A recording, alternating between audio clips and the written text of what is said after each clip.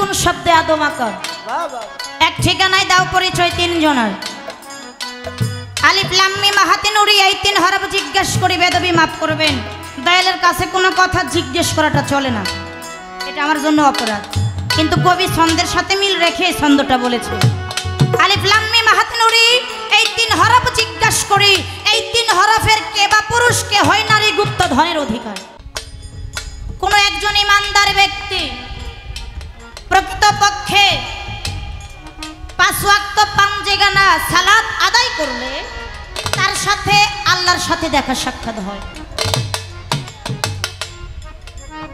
মা বাবার অর্থাৎ মাতা পিতার খেদমত করলে কোনো সন্তান যদি করতে পারে ওই মাতা পিতার দুয়ার বরকতে ওই সন্তান জান্নাতবাসী হয় এই জায়গায় কি পাইলো মাতা পিতার খেদমত করলে জান্নাত পাওয়া যায় জান্নাতও পাইলো পাঞ্জেগানা পাঁচ ওয়াক্ত সালাত আদায় করলে আল্লাহর সাথে দেখা হয় তাহলে আল্লাহকেও পাওয়া হইল গেল দুই বিষয় এখন একটু বাহ্যিক জগতের কথা বলি আমাদের সমাজের মধ্যে একজন মেয়ে বা একজন ছেলে যখন প্রাপ্তবয়স্ক হয় অর্থাৎ বিয়ের উপযুক্ত হয় হ্যাঁ একজন কাজী আয়েশা বিয়ে পড়ায় ওই জায়গায় চাই কি তার পরিচয় তার নাম ঠিকানা তার নাম কি এটাই নাকি না ওই জায়গায় কাজী আয়েশা জিজ্ঞেস করবো তুমি বায়াত হয়েছো কিনা এটা কি জিগায় কাজী কি জিগায় তুমি বায়াত হয়েছো কিনা এই জায়গায় জিগায় না 5 বছরের শিশু আপনার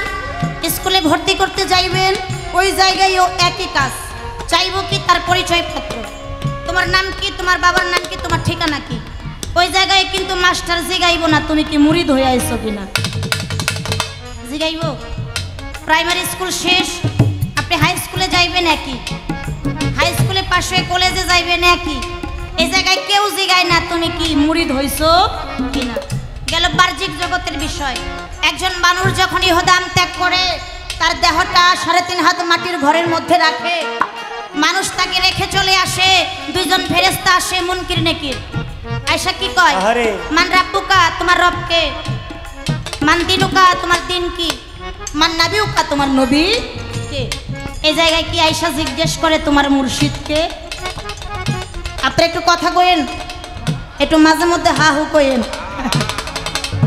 মরার পরে কবরেও জিগায় না বাইসা থাকতে কোথাও জিগায় না মা বাবার খেদমত করলে জান্নাত পাইলাম পাঞ্জেগানা 5 ওয়াক্ত সালাত আদায় করলে আল্লাহর সাথে আমার দেখা সাক্ষাৎ হয়ে গেল আপনার রূহটাও যেদিন সৃষ্টি করছে আমি শিল্পী সরকার আমার রূহটাও একই দিন সৃষ্টি করেছে আপনিও মায়ের গর্ভে যে জায়গায় ছিলেন আমিও শিল্পী সরকার মায়ের গর্ভে একই জায়গায় ছিলাম আপনিও দুনিয়াতে যে রাস্তায় আসছেন যেভাবে আসছেন আমিও কিন্তু দুনিয়াতে ওই রাস্তায় ওইভাবে আসছি তাহলে এত কিছুর মধ্যে যদি কোনো জায়গায় এই মুর্শিদের দরকার না হয় তাহলে দুনিয়াতে আইসা আমার কেন আপনার কাছে যাইতে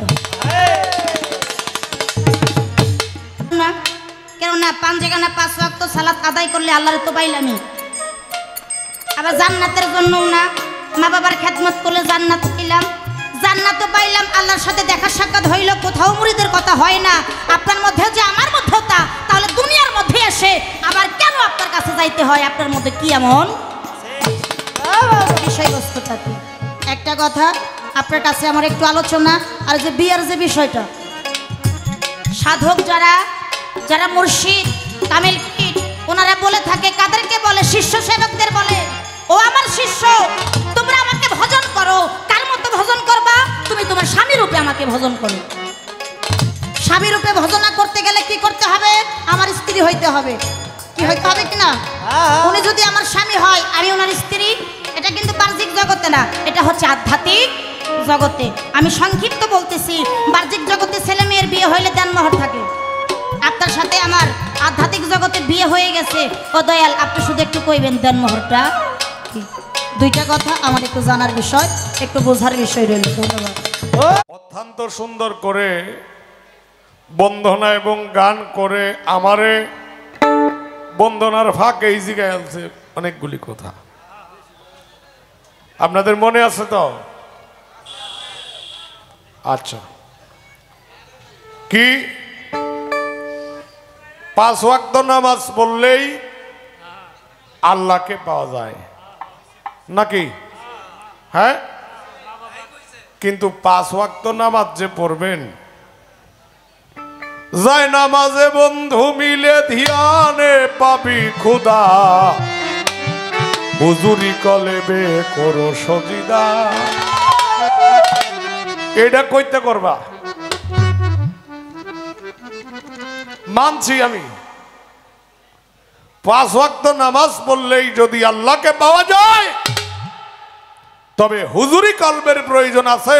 আর হুজুরি কলব করতে হলেই লালন শাহ বলছেন, মানুষ ছাড়া খেপারে তুই মূল হারাবে, সোনার মানুষ ভজিলেই সোনার মানুষ হবি হবি। কয় বায়াতের কি দরকার? তোমার প্রত্যেকটা জিনিসেই বায়াতের প্রয়োজন। কি? রোজা রাখলে, মা বাবার খেদমত করলেই আল্লাহকে পাওয়া যায়। মৃত্যুর পরে কবরে 3টা প্রশ্ন করবে। কি প্রশ্ন? মা রাব্বুকা, তোমার রবকে। মান দিনুকা, তোমার নবীকে। তোমার দিন কি? মান নবিউকা, তোমার নবীকে। যদি জানা থাকে জবাব দিবেন, না জবাব দিলে আপনার কপালে দুর্গতি আছে নাকি? আছে না? আচ্ছা, এখন আমি এনে একটা কথা কই, বায়াতের কি প্রয়োজন, এটা কথা শুনতে হবে। কথা কি আপনারা শুনবেন? শুনবেন, আমি জানি। টিপু আরেকবার গায়ে গেছি। কি? হযরত বড় পীর আব্দুল কাদের জিলানী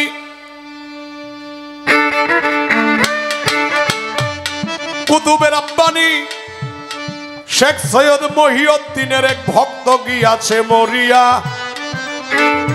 কবরেতে আসছে মন কিন্নে কি জবাবের লাগিয়া। এসে বলে, মা রাব্বুকা, তোমার রবকে।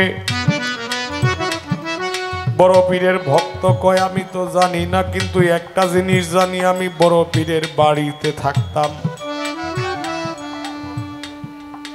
আমি বড় পীরের বাড়িতে থাকতাম। তোমার দিন কি? কয়, আমি এই সব কিছু জানি না, আমি জানি সব আমার বড় পীর। মান নবিউকা, আর কিছু জানি না, সব আমার বড় পীর। কথা বুঝছে? কষ্ট হয়? সব বড় পীর। আযাবের ফেরেশতারা রেডি হয়েছে দর ফুলারে। হ্যাঁ, আমরা জিগাই রবকে, কইব রাব্বি আল্লাহ। জিগাই দিনকে, কইব দুনিয়াতু ইসলাম। জিগাই নবিউকা, বলবে হযরত মুহাম্মদ সাল্লাল্লাহু আলাইহি ওয়াসাল্লাম। না বলে কয় সব বুলেহের বড় ভিড় ধরে ধরে দেমাই। মারতে যখন প্রস্তুত হইল, বড় পীর রুহানি সুরতে কবরে ঢুকিয়া মুনকির নেকিরকে ধরিল বড় পীর 2 হাত দিয়া। এক হাতে ধরছে নেকির রে, আর এক হাতে ধরছে মুনকির রে, ধরে কয় আমার নাম কইছে। এরপরে তোরা মারতে রেডি হইছে। সাহস কত বড় তোরা! সুবহানাল্লাহ কইলে কষ্ট হইব। আল্লাহর ওলিরা কি পারে দেখছেন? আল্লাহর ওলিরা যদি কামেল থাকে, কবরেও ভক্তদেরকে খবর নিতে পারে। দয়াল বাবা টিপু শাহর আশেক যারা, টিপু শাহর প্রেমিক যারা, যদি টিপু শাহকে হৃদয়ের অ্যালবামে রেকর্ড করতে পারেন, দয়াল বাবা টিপু শাহ আপনাকে কবরেও হেল্প করবে।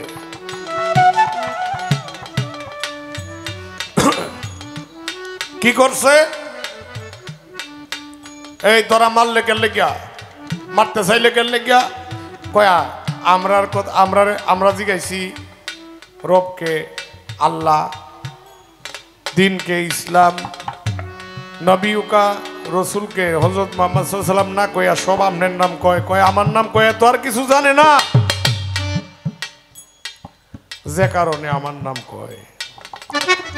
হ্যাঁ, ভুল করছে, হের লাগে মারছস, বালা কথা। আল্লাহ যে সময় কইছিন, ওয়াইস কালা রাব্বুকা লিল মালাইকাতাহু ইন্নী জাইনুল ফিল আরদি খলিফা, আমি একজন প্রতিনিধি সৃষ্টি করতে চাই, এতে তোমাদের অভিমত কি? তখন তো তোরা কইছলে যে আল্লাহ আমরাই আপনার ইবাদতের জন্য যথেষ্ট, তাহলে এই ভুলটার কারণে তোরা দুইটারে ধরছি, এখন কি করবে?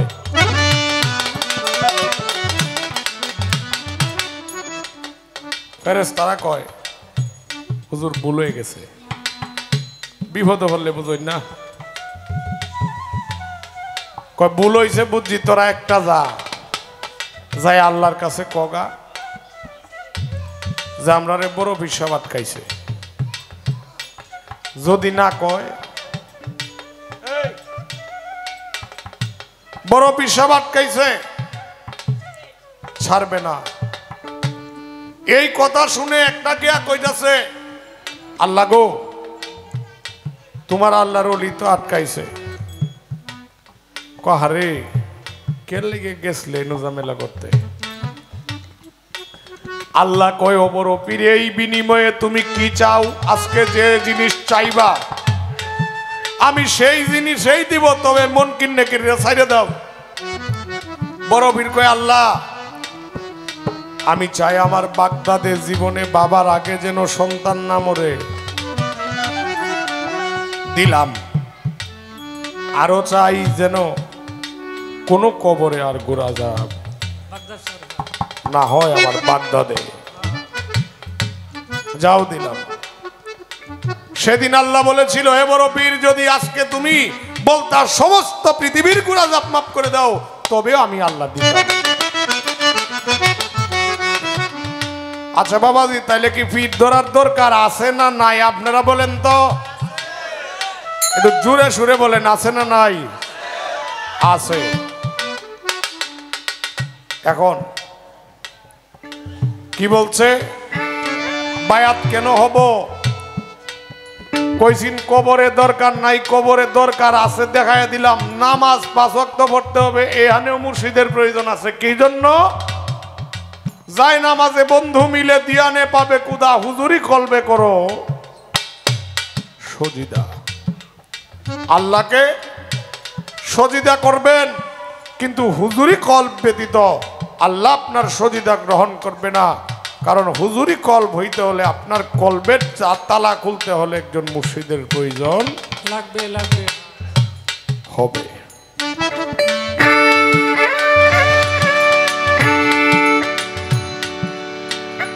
আরো কিছুই আমার কাছে জিগাইল, ও দয়াল, তোমার রূহ সৃষ্টি আমার রূহ সৃষ্টি একদিনেই কি? তাইলে হে নৌ তো বায়াত লাগছে না, মানে এটা বুঝাইলো নাকি? আল্লাহ রূহ সৃষ্টি করে বলেছিলেন আলাস্তু বিরাব্বিকুম। সকল রূহ সেই দিন বলেছিল ইয়া কালুবালা। এর ভাবার্থ কি? আলাস্তু বিরাব্বিকুম, আমি কি তোমাদের প্রভু নই? রূহ, সকল রূহ এক বাক্যে সেদিন বলেছিল ইয়া কালুবালা, তুমি আমাদের স্রষ্টা, আমরা হলাম তোমার সৃষ্টি। আল্লাহর কাছে আত্মসমর্পণ করছে না? ওই আচ্ছা, এখন এই পৃথিবীতে দয়াল নবীর আল্লাহ কইছে কোরআন শরীফের এক জায়গায়, হে রাসূল, আপনি বলে দেন যারা আপনার হাতে হাত দিয়ে বায়াত গ্রহণ করলো, সে যেন আমি আল্লাহর হাতেই হাত দিল। কি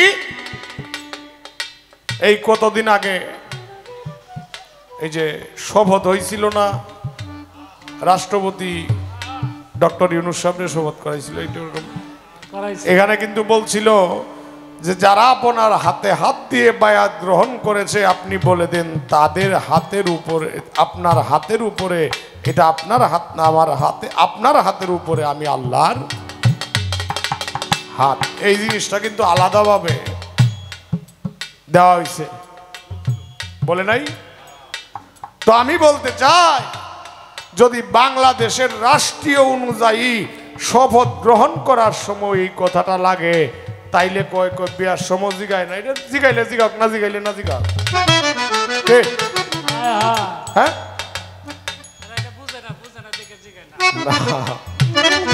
বুঝে বুঝাও কইছে।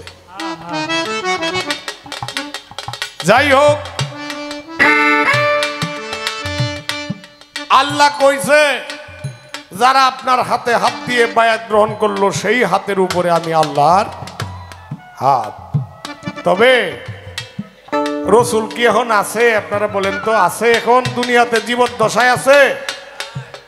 জীবদ্দশায় নাই, কিন্তু রসুল জীবদ্দশায় নাই, কিন্তু রসুল প্রত্যেকটা মানুষের সঙ্গে মিশে আছে। আল্লাহ কোরআন শরীফে বলছেন লাকাদ জাকুম রাসূলুম মিন আনফুসিকুম, এই আয়াতটা বাতিল করতে পারবেন? তাইলে রাসূল আছে নাকি? আউয়ালুনা মুহাম্মদ, আখিরুনা মুহাম্মদ, জাহিরুনা মুহাম্মদ, বাতিনুনা মুহাম্মদ। আমার রসুল ছিলেন, আছেন, থাকবেন, বর্তমান, ভবিষ্যৎ। এটাই সত্য। এই কারণে রসুল কোন জায়গায় আছে? কোন জায়গায় আছে গো? রসুল কয় গাদির একমে বাসনে হজ করতে, যখন মক্কায় বিদায় হজ করতে মদিনা থেকে গিয়েছিল,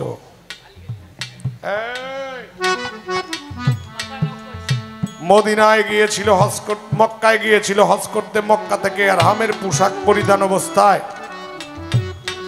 চলে আসেন কোথায়? মদিনার দিকে রওনা হয়ে গেছে। মদিনা এবং মক্কার মধ্যবর্তী স্থানের নাম হলো গাদির একুম। কি নাম? গাদির একুম। গাদির অর্থ উড়ের গদি, ইয়াকুম অর্থ জলাশয় ভূমি।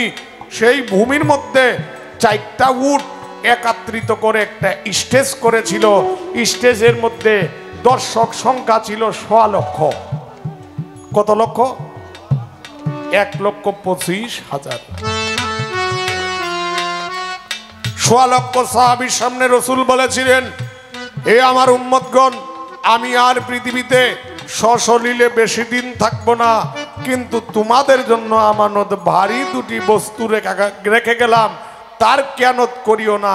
তাহাকে যদি কিয়ানত করো, আমি আল্লাহর রসুল হাসরের মাঠে তোমাদেরকে সাফায়ত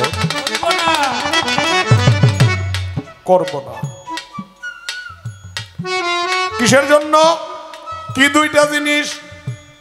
একটি হলো আল্লাহর কোরআন। কি? আল্লাহর কোরআন।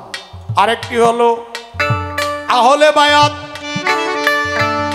আহলে বায়াত, আহলে বায়াত। সাহাবারা প্রশ্ন করেছিল, ইয়া রাসূলুল্লাহ, আহলে বায়াত কি জিনিস? তা তো বুঝি না। কোরআন তো বুঝি, কারণ কোরআন হইল আল্লাহর বাণী, আপনার মাধ্যমে প্রকাশ হয়েছে, কিন্তু আহলে বায়াত কি তা তো বুঝি না। আমার রসুল সেদিন মৌলা আলীকে দাঁড় করায়া বলেছিলেন, আহলে বায়াত হলো এই, মান কুনতুম মাওলাহু ফাহাজাল আলিউন মাওলা। এতদিন আমি যাদের মাওলা ছিলাম, আজকে থেকে তাদের মাওলা হলো হযরত আলী করিমুল্লাহ।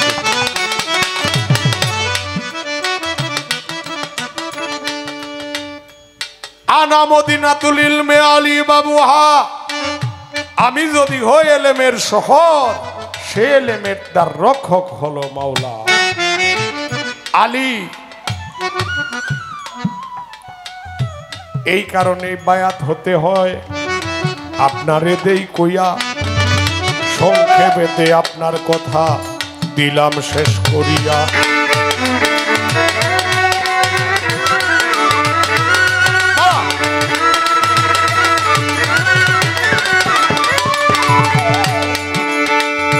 আরেকটি গান গাহিয়া বসে থাকবো এখন, ধীরে ধীরে বাজাও আমার ওগো লক্ষ্মী ধন।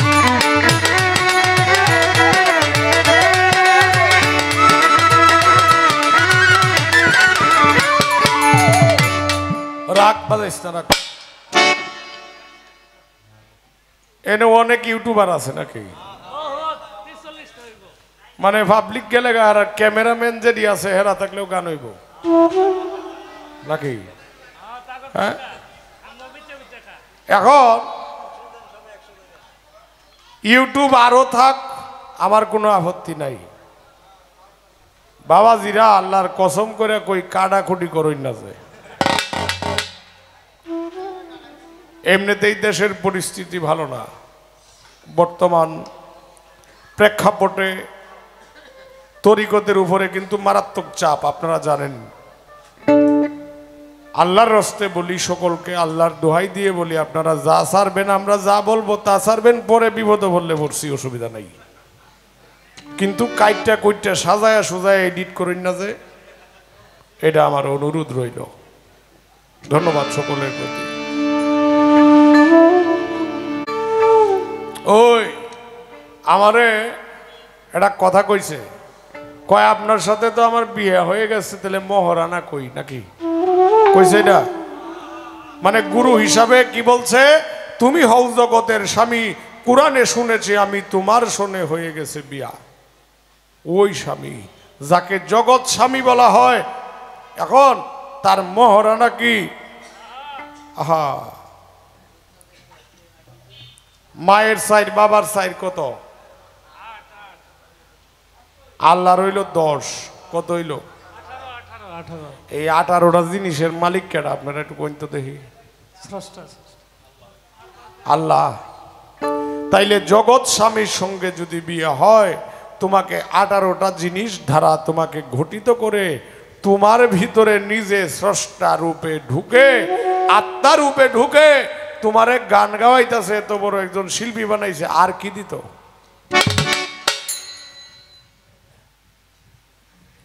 এই পর্যন্তই, কিছু কইলাম না, রাখলাম এই পর্যন্তই।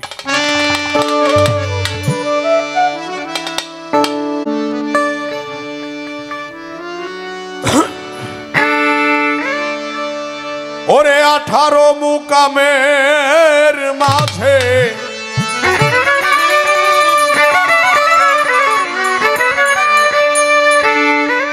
জ্বলছে একটা রূপের বাতি,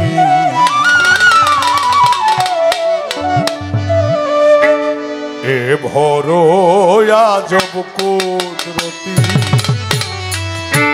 এ বড় আজব কুদরতি, 18 মুকামের মাঝে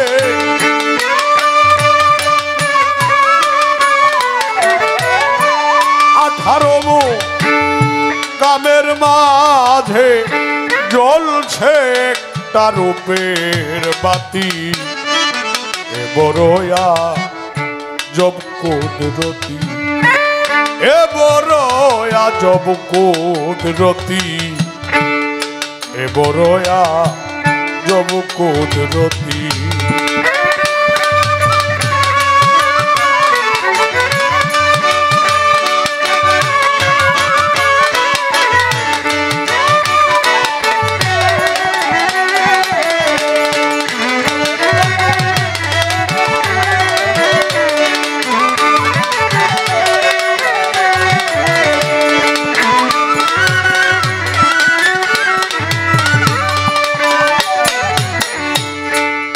হীরাচনী লাল জোহরে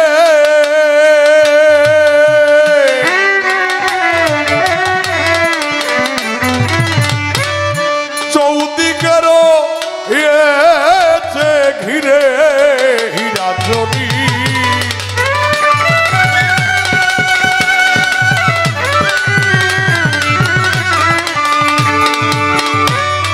চৌদিকের ঘিরে, 3 সময় 3 রূপ ধরে সে,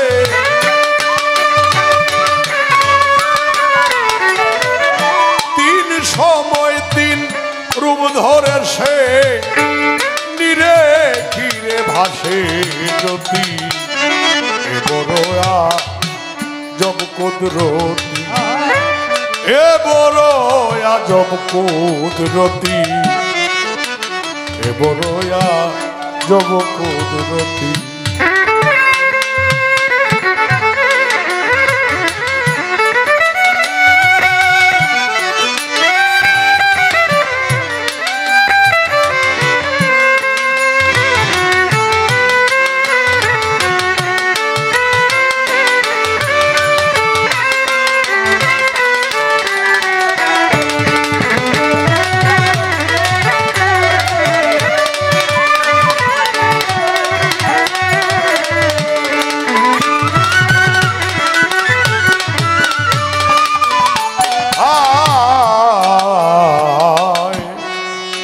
কে বুঝে কুদরতি খেলা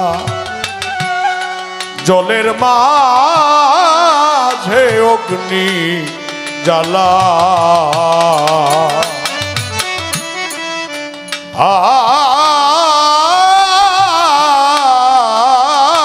কে বুঝে কুদরতি খেলা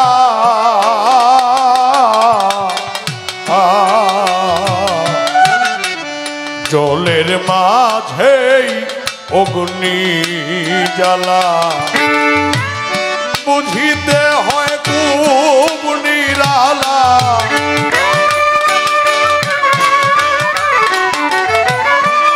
বুঝিতে হয় খুব নিরালা যে জানে সে মহারথী বড়য়া জব কুদরতি এ বড়য়া জব কুদরতি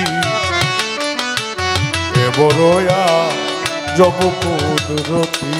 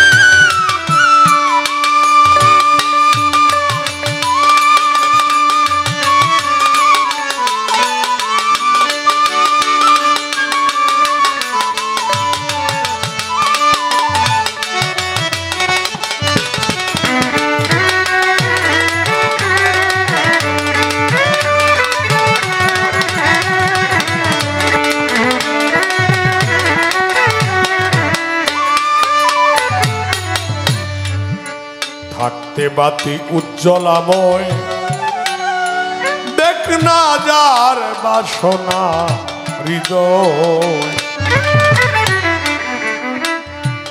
থাকতে বাতি উজ্জ্বলাময়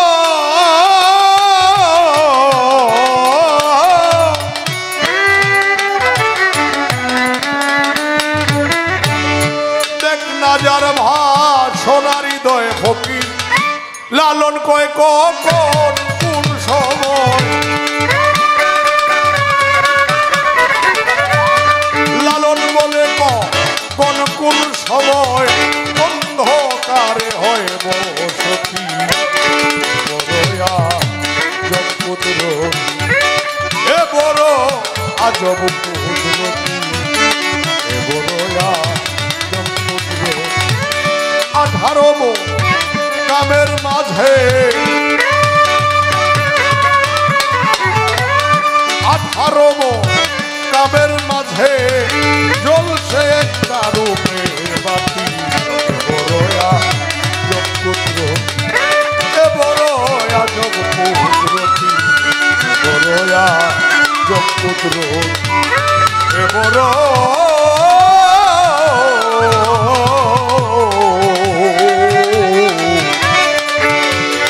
বড়য়া জব কুদরতি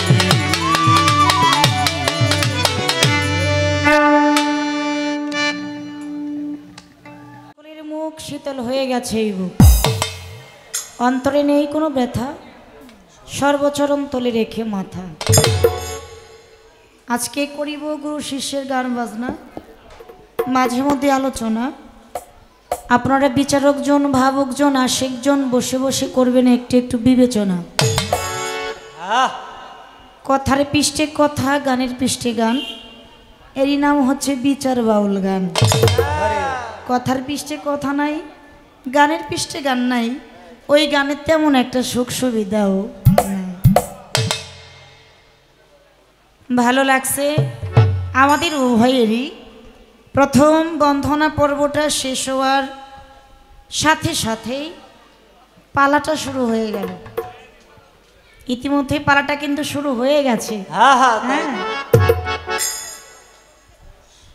বন্ধনার পরে একটা প্রার্থনা গান করেছিলাম পালার সূত্র ধরে আমার কিছু কথা আমার গুরুজির কাছে ছিল। আজকে যিনি গান করতেছেন, গান করবেন জনাব আনোয়ার সরকার। পালা কার ভাগে কোনটারে তো বোঝাই হয়েছে, আর বেশি খোলাসা করে বলার দরকার নাই। আমার গুরুজির কাছে কথা ছিল, দয়াল, আমাদের সমাজের মধ্যে কিছু কিছু লোক আছে যারা পাঞ্জাবি পরে,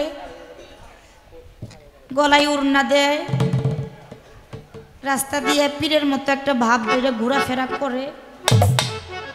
এদেরকে মানুষ ওনারা তেমন একটা ভালো কয় না। কি বলে, ওনারা একটা ভেষ ধরছে। বেশটা কিরকম চুল রাখছে, সাদা কাপড় পরে, নামাজ পড়ে না, নামে কয় পীর। এটা তো কোরআনের কোথাও নাই, এটা তো ওনারা নিজেরা বানাই নিছে। এরকম কয় না? অনেক অনেক। কেন কয়? পাঁচখানা 5 ওয়াক্ত সালাত আদায় করে আল্লাহর সাথে দেখা হয়। পিতা মাতার খেদমত করলে জান্নাত পাওয়া যায়। জান্নাত তো পাইলাম, আল্লাহর সাথে আমার দেখা হইল। বেঁচে থাকতেও কয় না, কবরে যাওয়ার পরেও কয় না। তাহলে আপনার রুহু আর আমার রুহু একই দিন সৃজন করছে আল্লাহ। আপনি যেভাবে আসছেন আমিও তো একইভাবে আসছি, সবই তো ঠিকঠাকই ছিল। দুনিয়ার মাঝে আসার পরে কেন আমার আপনার কাছে যাইতে হয়? সবই যদি ঠিকঠাক, আমার মধ্যে কি কম পড়লো আর আপনার মধ্যে কি বেশি হয়ে গেল, আমার সেই কমটুকু পূরণ করার জন্য আপনার কাছে যাইতে হয়। বিষয়টা কি? আল্লাহরেও দেখার জন্য না, জান্নাত পাওয়ার লোভেও না। হয়তো আল্লাহর কিছু চাইতে কিছু বড়, জান্নাতের চাইতে কিছু ছোট, এরকমই তো একটা বিষয়। কিসের জন্য যাইতে হয়? অত্যন্ত চমৎকার করে আলোচনা করলেন, ভালো লাগছে। আর আরেকটা কথা ছিল, আধ্যাত্মিক জগতে গুরু গোসাই যিনারা, ওনারা শিষ্য সেবকদের বলে থাকে বা বলে তোমরা মুর্শিদকে ভজন করো। আপনি একটা কথা বললেন না, আমি যে কথাটা বলেছিলাম যে কবরে কয় না, আপনি যে বড় পীরের উদাহরণটা দিলেন, এটা এমনি এমনি হয় নাই, কর্মের ফলে হয়েছে। এমনি এমনি হয় না না না, মুরিদ পড়লেই কি হয় না, কর্ম করতে হবে। কর্ম করতে গেলে আধ্যাত্মিক জগতের মধ্যে শুনেছি আমি, জীবনের চাইতেও বেশি ভালো তার মুর্শিদকে বাসতে হবে।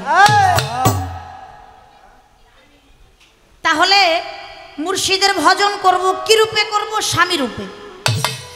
এটা কোন জগতে? আধ্যাত্মিক জগতে। আধ্যাত্মিক জগতের মধ্যে গুরু হয় স্বামী, শিষ্য হয় তার স্ত্রী। গুরুর জিহ্বা হয় লিঙ্গ, শিষ্যের কর্ণ হয় জুনি। দুইয়ের মধ্যে একটা প্রেমালিঙ্গন হয়, একটা প্রেমের মিলামিশা হয়। আর এই প্রেমের মিলামিশার থেকে একটা সন্তান জন্ম নেয়, যেই সন্তানের নাম হচ্ছে জ্ঞান নামক সন্তান। বাহ্যিক জগতে ছেলে আর মেয়ে দুইজনের বিয়ের মাধ্যমে, অর্থাৎ শরীয়ত মোতাবেক বিয়ে হইলে, ওই ঘর থেকে একটা সন্তান জন্ম নিলে তারে কি দুনিয়ার মানুষ, সমাজের লোক ভালো কইব না খারাপ কইব? ভালো কইব না? বেদবি মাফ করবেন। আর যদি কোনো মেয়ের বিয়ে ছাড়া সন্তান হয়,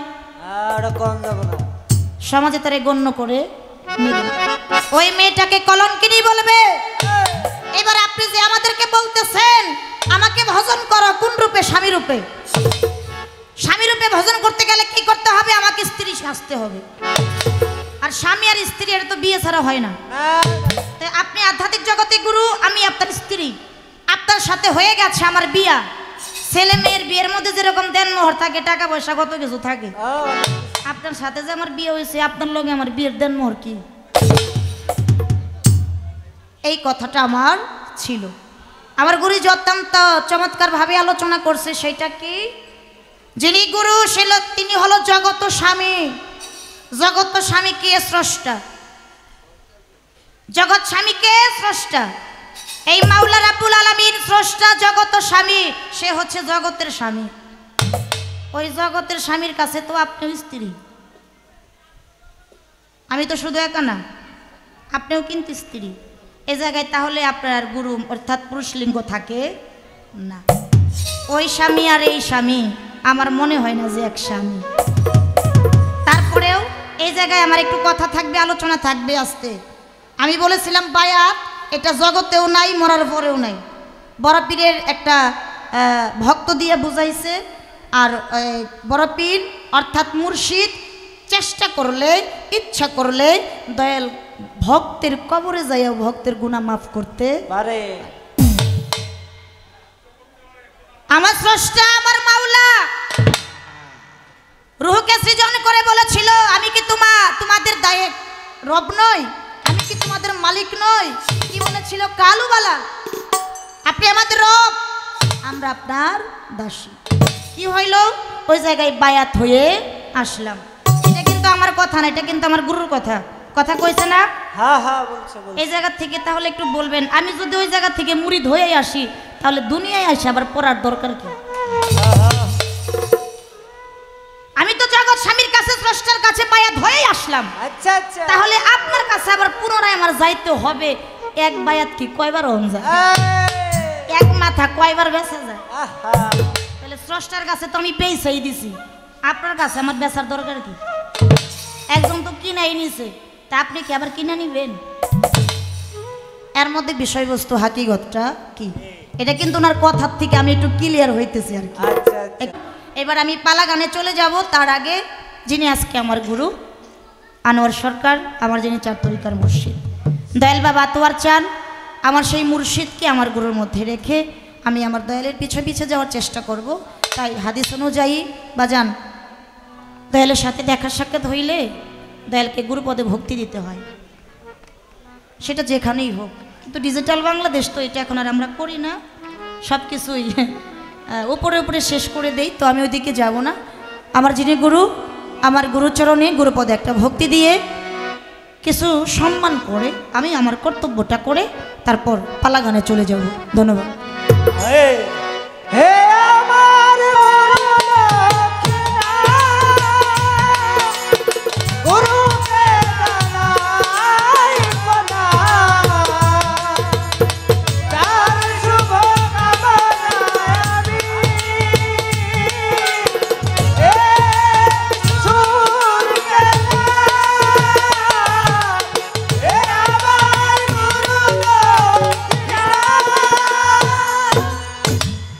আমি আমার কর্তব্যটা শেষ করলাম, মানে নিশানা সই করলাম। এবার একটা ওস্তাদের রাখবো, তারপর দেখা যাক টিপুসা বাবা আমারে কোন পথে নেয়।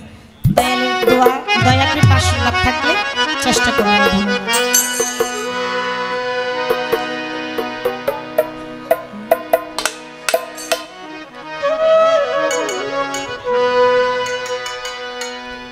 কোন শব্দে হয় আল্লাহ নবী, কোন শব্দে আদো মাতা, শব্দে হয় আল্লাহ নবী, কোন শব্দে আদমাকা। কোন শব্দে হয় আল্লাহ নবী, এই তো কোন শব্দে আদো মাতা। এক ঠিকানায় দাও পরিচয়, তিনি জনার দয়াল গো। এক ঠিকানায় দাও পরিচয়, তিনি জনার। ওরে কোন শব্দে আল্লাহ নবী, কোন শব্দে আদমাকা। কোন শব্দে হয় আল্লাহ নবী, কোন শব্দে আদমাকা। এক ঠিকানা দাও পরিচয়, ঠিকানা দয়াল গো। এক ঠিকানা দাও পরিচয়, ঠিকানা। দয়াল আলিফ লাম মিম মাহাত নুরি, এই 3 হরফ জিজ্ঞাসা করি। আলিফ লাম মিম আহাত নুরি, এই 3 হরফ জিজ্ঞাসা করি। কে বা পুরুষ, কে হয় নারী, গুপ্ত ধনের অধিকার। দেবা পুরুষকে হয় নারী, গুপ্ত পথে হয় ধার। এই কে বা পুরুষ, কে হয় নারী, এই তো। গুপ্ত ধনের অধিকার। এক ঠিকানায় দাও পরিচয়, তিনি জনার দয়াল গো। এক ঠিকানায় দাও পরিচয়, তিনি জনার। দয়াল গো, এক ঠিকানা দাও পরিচয়, ঠিকানা দয়াল গো। এক ঠিকানা দাও পরিচয়, ঠিকানা।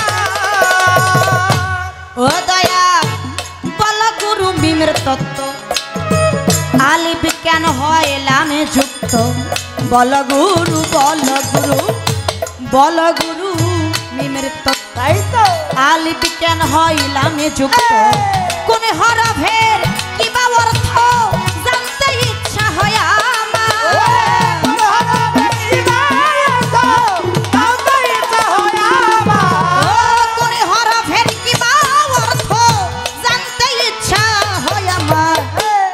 ঠিকানায় দাও পরিচয় তিনি জনার দয়াল গো এক ঠিকানায় দাও পরিচয় তিনি জনার ও দয়ালো ওই পরিচয় তিন জনার আমার দয়াল গো এক পরিচয় তিন জনার ও দয়াল নুক্তা রূপে খুশিদাতে মিলন হলো কে কার সাথে নুক্তা রূপে নুক্তা রূপে নুক্তা রূপে খুশিদাতে মিলন হলো কে কার সাথে সুশীলে কয় কোন হরফে গরিল ও যদি ভান্ডার সুশীল ভান্ডার হরবে করিল হইল ভান্ডার সাধক সুশীলে কয় কোন হরফে গরিল ও যদি ভান্ডার এক ঠিকানায় দাও পরিচয় তিনি জনার দয়াল গো এক ঠিকানায় দাও পরিচয় তিনি জনার ওরে কোন শব্দে হয় আল্লাহ নবী একটু দেখে পরিচয় কোন শব্দে হয় আল্লাহ নবী একটু হয় পরিচয় এক ঠিকানা দাও পরিচয় নির্জনার দয়াল গো এক ঠিকানা দাও পরিচয় নির্জনার কোন শব্দে হয় আল্লাহ নবী কোন শব্দে আদম আকর বাবা এক ঠিকানায় দাও পরিচয় তিন জনার আলিফ লাম মিম হাতে নুরি এই তিন হরফ জিজ্ঞেস করি বেদবি মাফ করবেন দয়ালের কাছে কোনো কথা জিজ্ঞেস করাটা চলে না এটা আমার জন্য অপরাধ কিন্তু কবি ছন্দের সাথে মিল রেখে এই ছন্দটা বলেছে আলিফ লাম মিম হাতে নুরি এই তিন হরফ জিজ্ঞেস করি এই তিন হরফের কে বা পুরুষ কে হয় নারী গুপ্ত ধনের অধিকার আরে বল গুরু মিমের তত্ত্ব আলিফ কেন হইলামে যুক্ত কোন হরফের কিবা অর্থ জানতে ইচ্ছা হয় আমার নুক্তা হ্যাঁ ছোট সময় মক্তবে পড়তে গেলে হুজুররা পড়াইতো আলিফ খালি বার নিছে এক নুক্তা না হ্যাঁ হ্যাঁ বাবা সাউন্ড একটু কম নুক্তাটা দেখতে কিন্তু একেবারে ছোট একেবারে ক্ষুদ্রতম কিনা কিন্তু এই ছোটর মধ্যেও এই ক্ষুদ্রতমের মধ্যেও অনেক হাকিগত লুকিয়ে আছে এটা আমি জানি না এটা আমি বুঝি না আমার বোঝার সাধ্য নাই এটা আমার মুর্শিদি ভালো এই দয়ালের কাছ থেকেই জানবো কবিতার গানের মধ্যে বলেছে নুক্তা রূপে পুশিদাতে মিলন হলো কে কার সাথে সাধক সুশীলে কয় কোন হরফে গরিল ওজুদ ভান্ডার এক ঠিকানায় দাও পরিচয় তিন জনার এই কথার ভিতর থেকে যে কথা ভালো লাগে দয়ালে যেন আমার ওই জায়গা থেকে একটু বোঝানোর চেষ্টা আরে এবার মৌখিকভাবে বলি একটা গান করলেন গানের মধ্যে শুনতে পারলাম 18 মুকামের মধ্যে 60 কত মুকাম 18 মুকাম হ্যাঁ হ্যাঁ তাই তাই 18টা মুকাম 12টা স্টেশন পা থেকে মাথার তালি পর্যন্ত পুরাটা মানব দেহে ফরিদপুরের ফকির আবুল সরকারের একটা গান আছে যাহাসে বিশ্ব ব্রহ্মাণ্ডে তাহাসে মানব ভাণ্ডে সুধাই তোমার কাছে দয়াল শনিবারও আসে অর্থাৎ উনি বললেন এই বিশ্ব ব্রহ্মাণ্ডের মধ্যে যাহা আছে তার সবই কিছু এই দেহের মধ্যেও আছে এই পৃথিবীর চাইতেও অনেক কিছু বেশি আছে যদি কেউ খুঁজে বের করতে আরে আর সাধুগুরুর মুখে শুনি সেই বেশিটুকু খোঁজার জন্য চেনাকে চেনার জন্য অজানাকে জানার জন্যই নাকি একজন কামিল মুর্শিদের কাছে যাইতে তাহলে আমার একটু জানার বিষয় একটু বোঝার বিষয় মানব দেহের মধ্যে 18 মুকামের মধ্যে কে আছে আমার মাওলা আছে এটা কে বলেছে আমার গুরুজি বলে গেল 18টা মুকাম 12টা স্টেশন এই 18 মুকাম বাদ দিয়ে 12টা স্টেশন বাদ দিয়ে বাতেনি 2টা মুকাম আছে এই বাতেনি 2টা মুকাম একান্তই একটা গুরুর মুকাম একটা শিষ্যের মুকাম শিষ্য ইচ্ছা করলেই গুরু মুকামে যাইতে পারে কিন্তু গুরু ইচ্ছা করলে শিষ্যের মুকামে আসতে পারে আরে না তখনই আসতে পারে যখন দয়াল একটা কর্ম করে ওই কর্ম যতক্ষণ পর্যন্ত না করবে ততক্ষণ পর্যন্ত শিষ্যের মুকামে আসতে পারবে না। এটা মানব দেহের মধ্যে আছে। আমার একটু জানার বিষয়, একটু বোঝার বিষয়। 18 মোকাম 12টা স্টেশন এহা বাদ রেখে এই যে বাতেনি 2টা মোকাম, এই 2টা মোকামের নাম কি? আর যিনি গুরু উনি যেখানে যার লাগে সবই কিছু করেই কিন্তু গুরু হইছে। এখন শিষ্যের মোকামে যাইতে গেলে ওনার একটা কর্ম করতে হয়। এই কর্মটা কি? ইহার বিষয়বস্তুটা এটা ওনার গানের থেকে কথা। কি কম আসতে কথা তো শুধু বাইরে আসে। হ্যাঁ বলেন বলেন আজকে মহাজন কথার মধ্যে কইছে না কয় পাগলার নাও ঢুলাইস না, কয় মরে কইরা দিল। কিছু কিছু কি আর বলবো, কিছু কিছু শিল্পীদের সাথে গান করলে ভালো লাগে না, কথা কইতেই মন চায় না। বলেন হ্যাঁ, আবার কিছু কিছু শিল্পীর সাথে গান করলে কথার ফুরায় না, শুধু জানতে ইচ্ছে করে। কেননা যে জায়গায় কথা ঠিক ওই জায়গায় আলোচনা। ভালো লাগতেছে সেই জায়গা থেকে আমি আরেকটু কথা রাখবো, আরেকটু আলোচনা থাকবে। দয়াল আল কোরআন কত হরফে? 30 হরফে। দেল কোরআন হচ্ছে 40 হরফে। এটা কিন্তু আমি জানি না, সাধু গুরুর মুখে শুনছি। আল কোরআন হলো 30 হরফে, দেল কোরআন হচ্ছে 40 হরফে। 30 হরফ বাদ দিয়ে বাতেনি 10 হরফের কর্ম যে করতে পারছে সেই দয়ালের সঙ্গের সাথী হইছে। আর যে দয়ালের সঙ্গের সাথী হইছে ওই যে বড় পীর তার ভক্তের মতো। ভক্ত শুধু মনে মনে কইব দয়াল হাজির, আর তখনই দুইজনের সাথে লেনা দেনা হয়। আর যখনই লেনা দেনা হয় দুইয়ের মধ্যে ফানা ফিল্লার দেশ হয়। আর ফানা ফিল্লার দেশে পৌঁছানোর পরে কে গুরু আর কে শিষ্য সেনা বড় দেয়। আমারও একটু ইচ্ছা হয় আমি যেন একটু ওই জগতে যাইতে, দয়ালের যেন একটু চরণ দাসী হতে। তাই আমার একটু জানার বিষয়, বোঝার বিষয়। এই 30 হরফের কথা আমি জানতে চাই না। 30 হরফ বাদ দিয়ে এই যে আরো 10 হরফ বাতেনি, এই 10 হরফ 30-এর সাথে মিল করে একত্রিত করে 40 হরফ দিয়ে আমার মতো শিল্পী সরকারের এই মানব দেহ তৈরি করছে। আমার একটু জানার বিষয়, এই বাতেনি 10টা হরফের হাকিকতের নামটা, ইহার কর্ম সাধন ভজনটা, ইহা মানব দেহের কোন জায়গায়? আছে আমি কোন কর্ম করলে, কোন সাধন করলে, কোন ভজন করলে এই 10টা হরফ আমার আয়ত্তের মধ্যে আনতে পারবো, যেটা আয়ত্তের মধ্যে আনলে যখন আমার মুর্শিদের নাম আমি নিব তখন যেন ওনার আমারে বাধা। বিষয়বস্তু হাকিগতটা কি এটা বাহির থেকে না, এটা আলোচনা রাখলাম। এই পর্যন্তই কথা, আমার আর কোনো কথা নাই। ওরে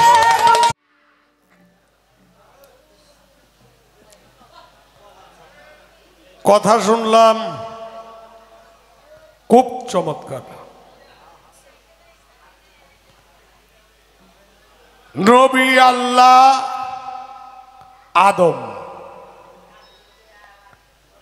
আলিফ লাম মিম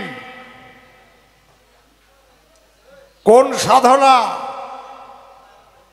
মিমের তত্ত্ব। কোরআন 30 মানব হরফ হইল 10, 10 আর 30 কত? 40। 40-এর মধ্যে 30-এর দরকার নাই, দরকার হইল 10-এর। ঠিক আছে? এরপরে একটা কথা কইছে, আমার একটা ভক্তি দিছে, দিছে না? সাথে কিছু টাকা পয়সাও দিছে না, মিছা কথা কোন দিত না, যা দিছে তো কোন লাগবো। হ্যাঁ, এই ভক্তি 3টা আসর ধরে গান গাইতেছি, 3 আসর আজকে নিয়ে, 3 আসর এই কয়েকদিনের মধ্যে। ইমরান প্রথম আসর গাইলাম মালিক ভরসা, আমার সাথে গাইছে মানিক দন। পালাকি গুরু কেডা? আমি। কান্দুসার মাজারে গান গাইলাম, আমার সাথে গাইল রেনু পারবিন। গুরু পালা দিল গুরু শিষ্য। কেডা গুরু? আজকে ত্রিপুষা পালা গুরু শিষ্য গাইতেছে শিল্পী সরকার সন্ধানী। আমার পালা কি? এটা কোনটা আরাম বইছে নিজেও বুঝি না। হ্যাঁ, কারণ হইল 3টা আসরে একই দ্বারা আবার আমার একই পাঠ।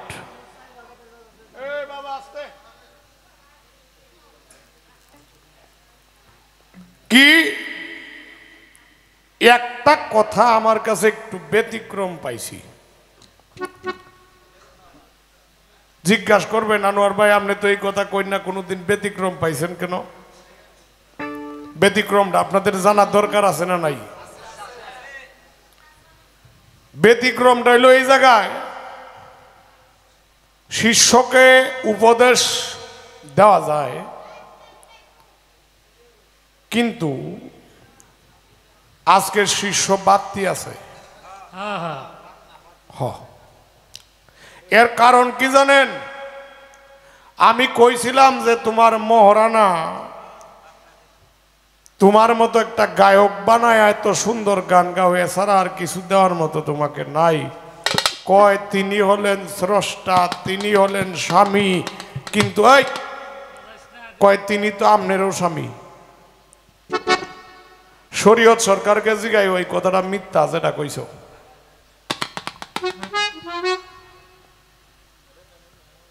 কইতে পারো কেন লেগা?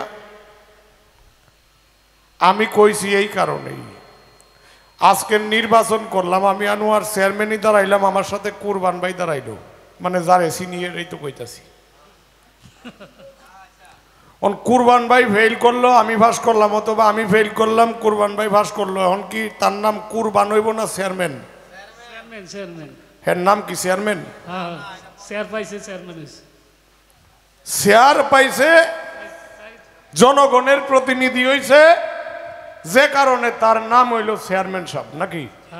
হ্যাঁ, তাইলে গুরুর কোনোদিন স্বামী আলাদা হয় না, গুরু গুরুই হয়, গুরু কখনো আলাদা হয় না।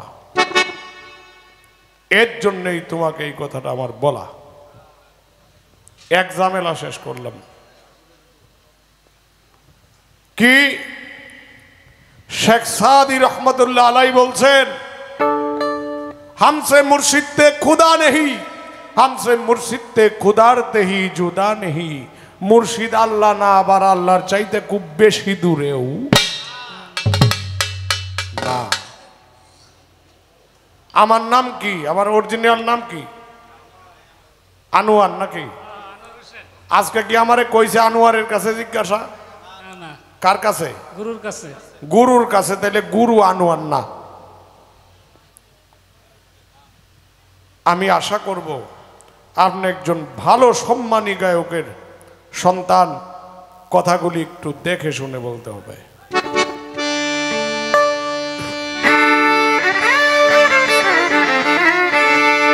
ধন্যবাদ।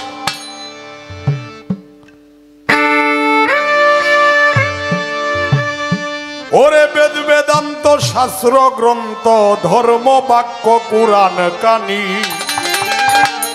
ছিল না আসমান জমিন আগুন মাটি হাওয়া পানি।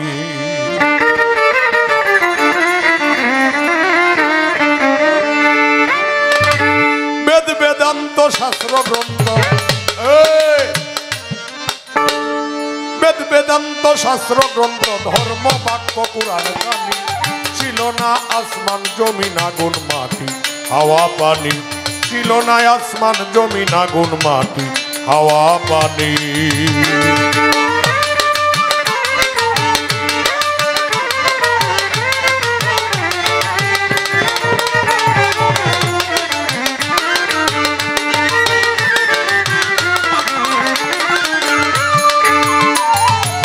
শব্দে বাসিয়ে পড়ে, এই কোন হরফে কেডা এটা কইতাছি? এই যে আদম আল্লাহ রসুল, আমি কই না, কয়েকেডা জালালউদ্দিন খা, তার বাণীটা আমি মুখে গাইতাছি। শব্দে ভাসিয়ে পড়ে স্বরূপেতে ধ্যান করে,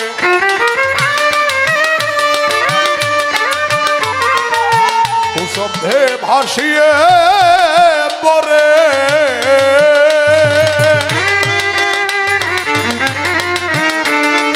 স্বরূপেতে ধ্যান করে, আহে হু শব্দ লইয়া,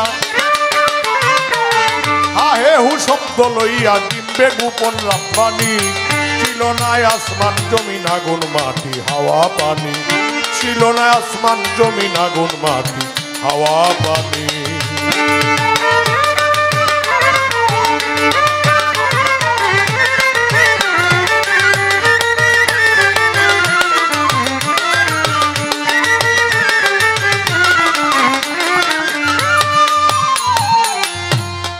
শব্দে ভাসিয়ে পড়ে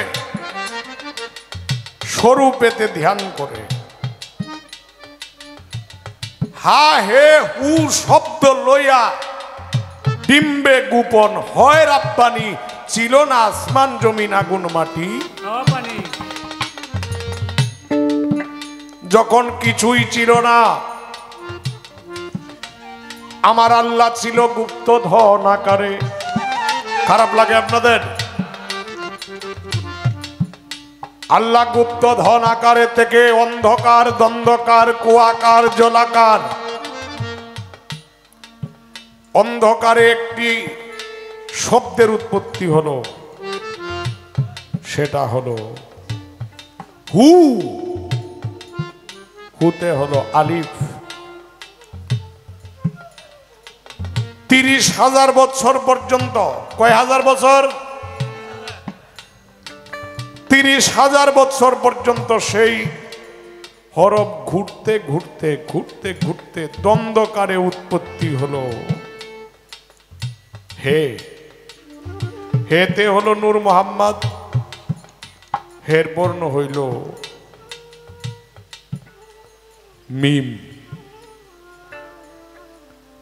শব্দ হলো 30,000 বছর পর্যন্ত ঘুরতে ঘুরতে আবার একটি শব্দের উৎপত্তি হলো, যে শব্দের নাম হলো হা। হাতে হলো আদম, আদমের বর্ণ হলো লাম। আলিফ লাম মিম। সূরা বাকারার প্রথম হরফ কি? আলিফ লাম মিম। কুরআন শরীফের সর্বপ্রথম সূরার নাম কি একটু বলেন তো? এই আস্তে। কুরআন শরীফের সর্বপ্রথম সূরা কি? ফাতিহা। কুরআন শরীফের সর্বপ্রথম সূরা না, কুরআন শরীফ হইল সর্বপ্রথম। ফাতিহা পড়তে হয়, ফাতিহাকে উম্মুল কুরআন হিসাবে গণ্য করা হয়েছে। ফাতিহা হইল কুরআন শরীফের মা। আর কুরআনের সর্বপ্রথম সূরার নাম হলো সূরা আল বাকারা।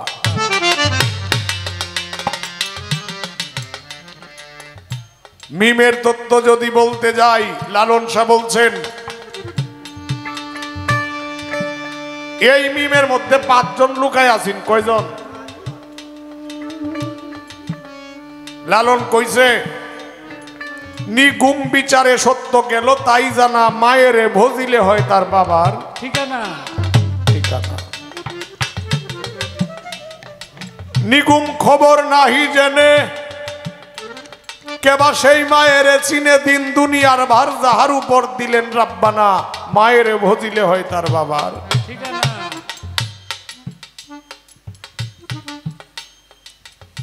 পুরুষ পড়ুয়ার দিগার অঙ্গে ছিল প্রকৃতি, তার প্রকৃতি প্রকৃতি সংসার সৃষ্টির সবজনা, মায়েরে ভজিলে হয় তার বাবার ঠিকানা। বিম্বুর ভিতর কেবা ছিল বের হয়ে কারে দেখিল, ফকির লালন বলে ভেদ যে ফেলো তার গুছলো দিল কানা। এর জন্যই আল্লাহ রসুল আর হইল আদম। এর জন্যই বাবা 3 জন এক জায়গায় ছিল। জালালউদ্দিন খাঁ সাহেব বলছেন হুশব্দে বাসিয়ে পড়ে স্বরূপেতে ধ্যান করে, হা হে হু শব্দ লইয়া ডিম্বে গোপন হয় রাব্বানি, ছিল না আসমান জমিন আগুন মাটি হাওয়া পানি। ওরে নির্বিকল্প নিরাকারে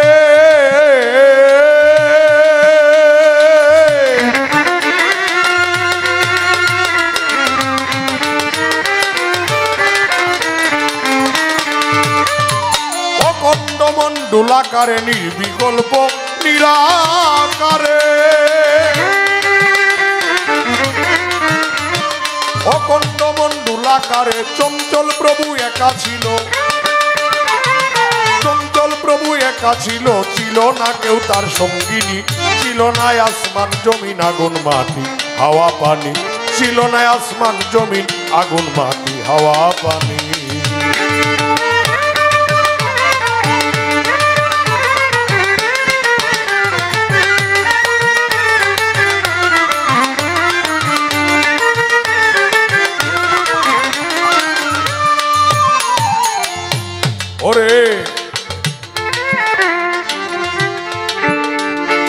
হুসব দেয়া পনিয়া হাত এই যে হে তেনুর মোহাম্মদ হুসব দেয়া দো পনিয়া হাত হে শব্দে নূর মোহাম্মদ হাতে আদম বুনিয়াদ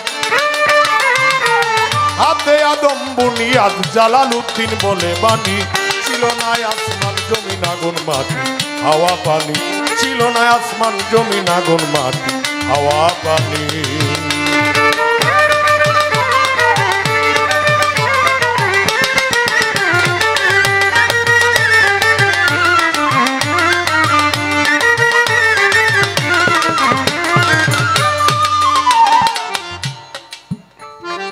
আলিফ নামে যুক্ত ওই কোন হরফের সাথে কোন হরফের মিলন ঘটে বাবা এটা কথায় আছে আলিফ শব্দে একা অর্থ হয় বেয়াসিয়া ভক্তি দিয়া ভক্ত হইয়া রয়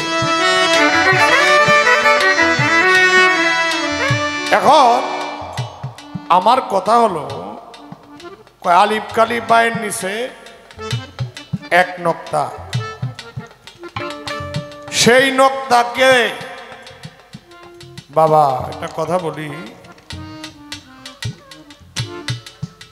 একদিন দয়াল নবী হুকুম করলেন যে কুরআন শরীফ পড়ে আমারে কে শুনাইতে পারবা তো শোনাও কুরআন শরীফ পড়তেছে সবাই পড়ে শোনাইলো মৌলা আলী কালী সূরা ফাতিহাই পড়তেছে সূরা ফাতিহা কি আলহামদুলিল্লাহি রাব্বিল আলামিনির রহমানির রহিম মালিকি ইয়াউমিদ্দিন ইয়াকা না'বুদু ওয়া ইয়াকা নাস্তাঈন ইহদিনাস সিরাতাল মুস্তাকিম সিরাতাল লাযিনা আন'আমতা আলাইহিম গায়রিল মাগদুবি আলাইহিম ওয়ালাদ-দাল্লিন এই সূরায় যখন বারবার তাফসীর করতেছেন সাহাবারা কয় ইয়া রাসূলুল্লাহ মাওলা আলী তো শুধু ফাতিহাই পড়তেছে তো বাকিটা আমরা শুনবো কইতে মাওলা আলী বলতেছে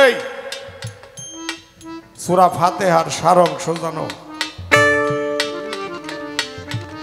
সূরা ফাতিহার সারাংশ হলো বিসমিল্লাহির রহমানির রহিম বিসমিল্লাহির রহমানির রহিমের সারাংশ হলো আলিফের পরে যে বে হরফ আর বেহরফের সারাংশ হলো নক্তা আর সেই নক্তাটাই ছিলাম আমি মাওলা আলী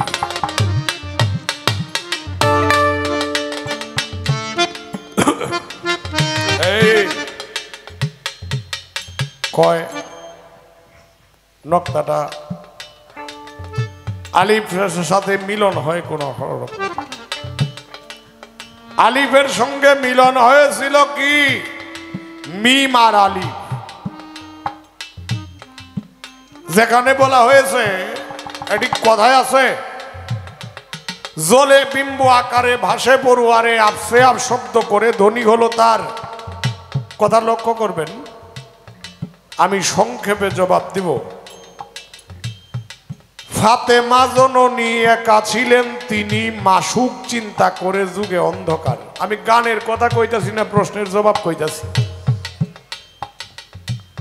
ফাতেমা জননী একা ছিলেন তিনি মাসুক চিন্তা করে যুগে অন্ধকার গর্বে লইল জনম একটি সূরত আদম এক হইতে তিনজন এই বেটা এক হইতে তিনজন হলো একাকার আপসে আপ শব্দ করে ধ্বনি হলো তার এর বাইরে আমি কথা বলতে পারলাম না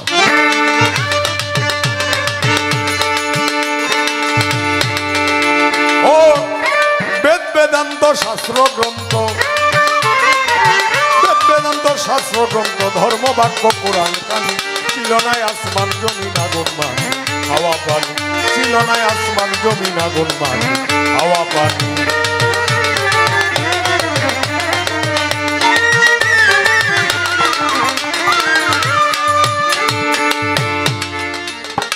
আরেক কথায় আমার কাছে জিগাইল অতি ভালোবাসিয়া 10 হরফের হাকিকত কি তারে দিতাম কইয়া 10 হরফের হাকিকত কি তারে দিতাম কইয়া। আবার গুরুর একটি মুকাম আছে, এই মুকামের মধ্যে গুরু থাকে, আর এই মুকামের সঙ্গে আরেকটি মুকাম আছে, সেটা হলো শিষ্যের মুকাম। গুরু একটি কর্ম করে শিষ্যের মুকামে আসতে হয় নাকি?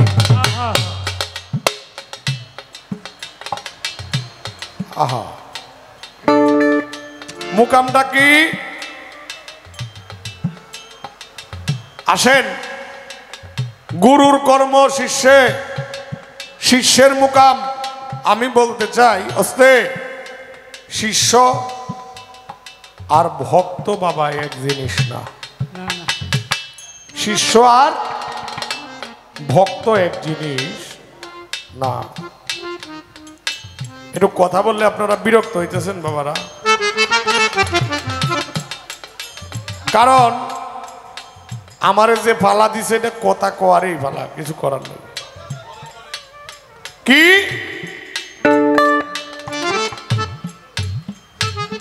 লালন শাহ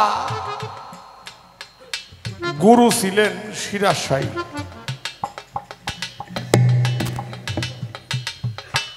সিরাজ শাহী হঠাৎ করে তার স্ত্রীরে কইতাছে, শোনো, লালন তো আসবে আমার বাড়িতে, আমি থাকবো না, তুমি একটা কাজ করো, লালন আসলে লালন রে তোমার নিজ হাতে গোসল করায়ও, গোসল করায়া আমাকে যেরকম তোমার মাথার চুল দিয়ে পাও মুছে দাও, লালন সারে এইভাবে ঠিক আদর করবা। তখন সিরাজ শাহর স্ত্রী বলে, বাবা কি বলেন? লালন তো আমার বাবা, লালন তো আমার সন্তান। কয়, আমি স্বামী হয়ে তোমাকে হুকুম করছি। কথা খুব মনোযোগ বাবাজি। সিরাজ শাহ বাড়ি থেকে চলে গেলেন, লালন শাহ গেলেন, লালন শাহকে গোসল করাইলো। গোসল করায় যখন চেয়ারে বসায়া লালন সিরাজ শাহর স্ত্রী নিচে বসলো, তখন লালন বলতেছে, মা গো, আপনি নিচে কেন বসছেন? বলছে, তোমার বাবার অর্ডার। তখন আবার একটি কথা বলছিল, লালনকে খেদমত করার আগে তুমি তাকায়া দেখো লালনের মুখটা। বাবাজি যখন ছায়া দেখলো, দেখে সেখানে আর লালন শাহ নাই, যাকে খেদমত করে স্বামী হিসেবে সেই চেয়ারে বসে আছে।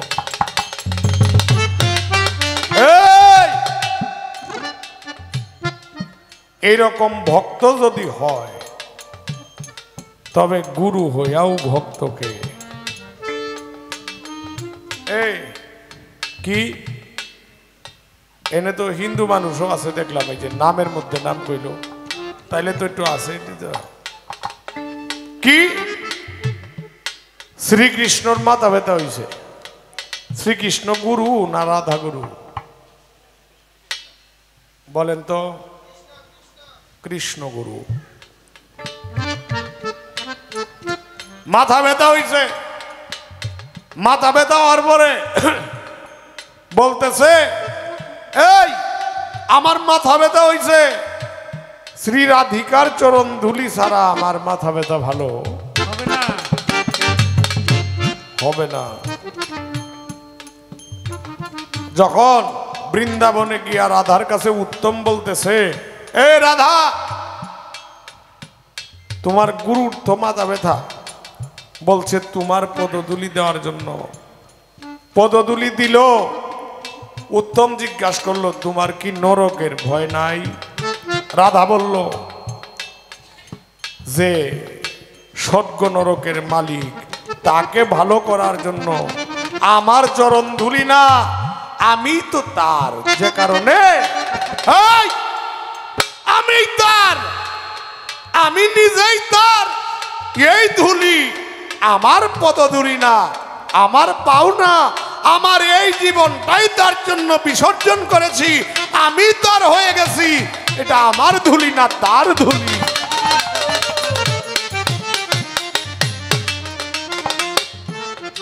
এইভাবে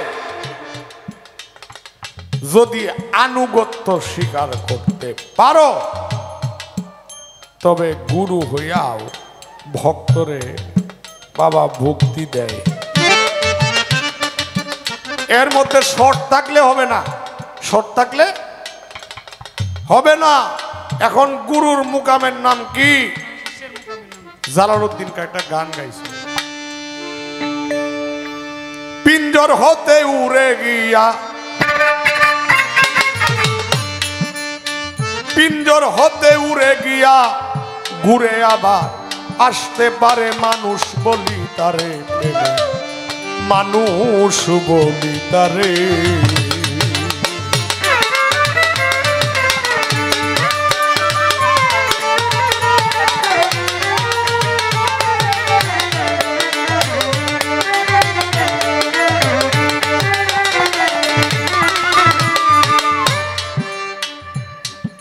ওরে পিঞ্জরেতে 9টি দুয়ার, মাঝখানে ঠিকানা তাহা, গেলে দেখতে পাবি তোমার শ্রীকলার বাজারে।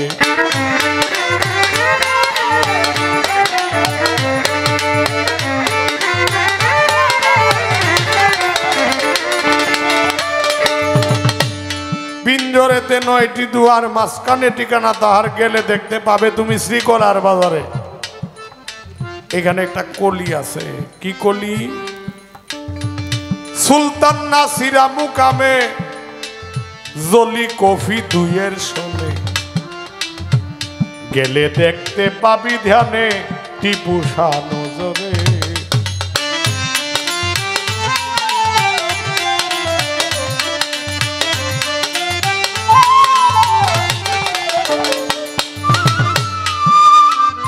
সুলতানুল নাসিরা মুকাম, এই মুকামে একটা ভক্ত প্রবেশ করলে এখানে গিয়ে একটা রূপ দেখতে পাবে, যে রূপটা হলো দয়াল বাবা টিপু শাহর রূপ। এই আমি যে রূপের মন দিছি, আমি যে রূপে মন দিছি, এই রূপ ছাড়া আমার সামনে আর কিছু ভাসে বাবাজি। আমি বলতে চাই, যারা টিপু শাহর প্রেমে জিন্দা মরা মরে গেছেন, এই নামটা কইলে আপনাদের হৃদয়ে একটা কম্পন সৃষ্টি হয় না বাবাজি? আপনারা বলবেন, যারা ভক্ত তাদের কাছে আমার প্রশ্ন, আপনারা বলবেন, আপনারা এত কষ্ট করে বিয়া শাদী করছেন, শাড়ি ভিন্দাইছেন সুন্দর সুন্দর, কিন্তু তার নাম কইলে একটা টাকা বকশিস দেন না, টিপু শাহর নাম কইলে পকেট থেকে টাকা বাইর হয়। এটা কে লাগিয়া খুদাই হয়? তাইলে দয়াল বাবা টিপু শাহর নাম লইলে ভিতরে হৃদয়ে একটা কম্পনের সৃষ্টি হয়, যে কম্পনটায় দিব্য চোখগুলি অনেক সময় খুলে যায়। এজন্যই কবি বলছেন, সুলতান নাসিরা মুকামে জলি কফি দুইয়ের শোনে, গেলে দেখতে পাবি ধ্যানে মুর্শিদকে নজরে। কারে দেখব? দুই সুরত, এক সুরত ধরে গুরু মূর্তি ধরে। কয়টা সুরত? দুই সুরত, এক সুরত ধরে গুরু মূর্তি ধরে, তারে দেখলে তারে মিলে ভাবিয়া জালালে বলে। এখন যদি আমি বলতে যাই, ভক্তের মুকামের নাম হলো সুলতানুল আজদারা, আর গুরুর মুকামের নাম হইল লা মুকাম। সেই লা মুকামে যদি ভক্ত প্রবেশ করে, তখন গুরু তার ভক্তর জুড়ে ভক্তি কি আসনে ভক্তকে বসাইয়া গুরু সুলতানুল আজদারা নামক মুকামে বসে ভক্তকে দিয়া গুরু তরে যায়। এটা ভক্তের মতো ভক্ত হতে হবে, আর গুরুর মতো গুরু হবে। ধন্যবাদ। 10 হরফ হাকিকত কি?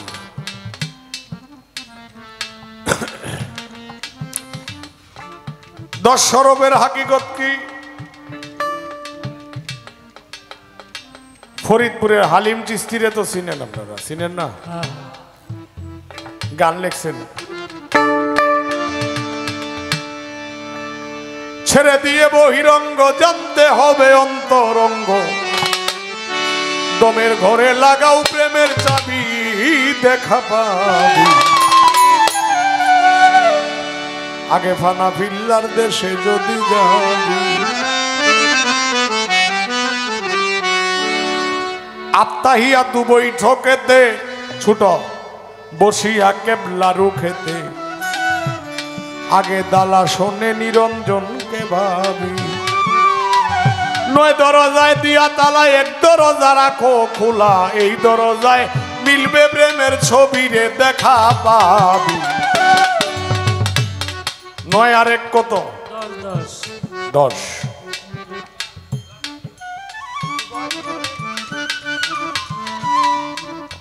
নয় আর এক 10, সেই 10 হরফে হাকিকত ছাড়া কিছু হবে না। কিন্তু 10 হরফের হাকিকত করতে গেলে আরো 3টা সন্ধান জানতে হবে। কয়টা সন্ধান? 3টা সন্ধান। কি 3টা সন্ধান? জালাল কা বলছেন, মোহনবাসী শুনতে মধুর, বড়ই চতুর, ওরে বিশ্রাম নাই তার দিবানিশি। ত্রিবেণীর ঘাটের এমন বসে একজন, বাজায় একটা ভাবের বাঁশি। ত্রিবেণীর ঘাটের এমন বসে একজন, বাজায় একটা ভাবে বাঁশি। মোহন বাঁশি শুনতে মধুর, বড়ই চতুর, বিশ্রাম নাই তার দিবানিশি। আস্তে, বিশ্রাম নাই তার দিবানিশি। ত্রিবেণীর ঘাটের এমন বসে একজন, বাজায় একটা ভাবের বাঁশি। এই ত্রিবেণীর তত্ত্ব দিতে যায়া দেশের মধ্যে অনেক ঝামেলা চলে।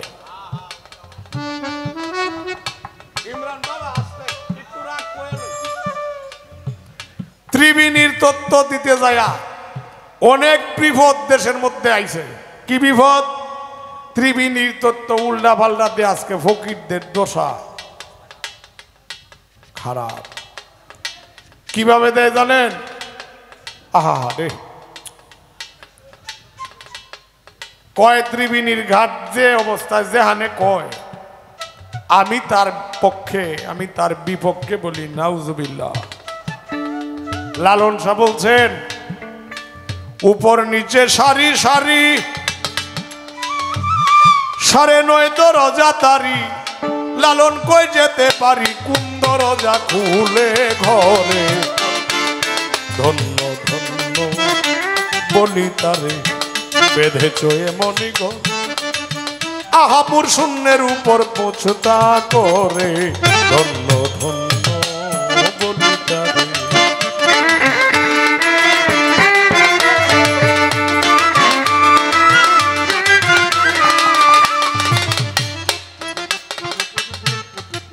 মনমোহন সাধু কইছে, 2 চোখের জল আর প্রাণের টান, তাবি নাকি মন্ত্র আছে, আখি নিরে টেনে আনো প্রাণের প্রাণ কাছে কাছে। ত্রিবেণী কি? ত্রিবেণী হলো এই ইরা, পিঙ্গলা, সুষমা। কয়টা হইল? 3টা। ইরা হইল বর্তমান ঊর্ধ্বমুখী। কি মুখী? ঊর্ধ্বমুখী। পিঙ্গলা হলো নিম্নমুখী, সুষমা হলো সরুবর, পিঙ্গলা হলো নিম্নমুখী।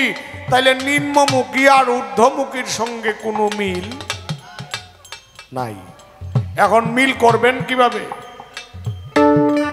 মিল করতে লালন শাহ একটা গানের মধ্যে কইয়া দিছে খুব সুন্দর করে।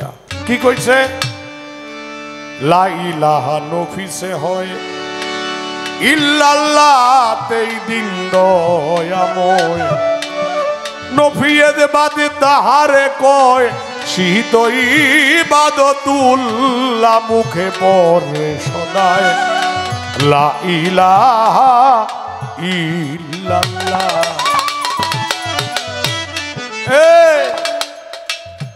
লা ইলাহা নফিসে হয়, এই হলি বাপ কমবে আরো। ইল্লাল্লাহতেই দিন দয়াময়, নফিয়েজ বাদ তাহারে কয় শীত ইবাদতুল্লাহ। মুখে পড়রে সদায় লা ইলাহা ইল্লাল্লাহ। ইল্লাল্লাহ। কি করতে হবে? জিকিরের সাহায্যে আপনার কলবের একটা মুখ আছে, সেই মুখটা যখন খুলে যাবে তখন আপনি ইরার মুখ হলো ঊর্ধ্বমুখী, তা জিকিরের সাহায্যে নিম্নমুখী হয়ে যাবে। নিম্নমুখী হয়ে পিঙ্গলা হয়ে যাবে ঊর্ধ্বমুখী।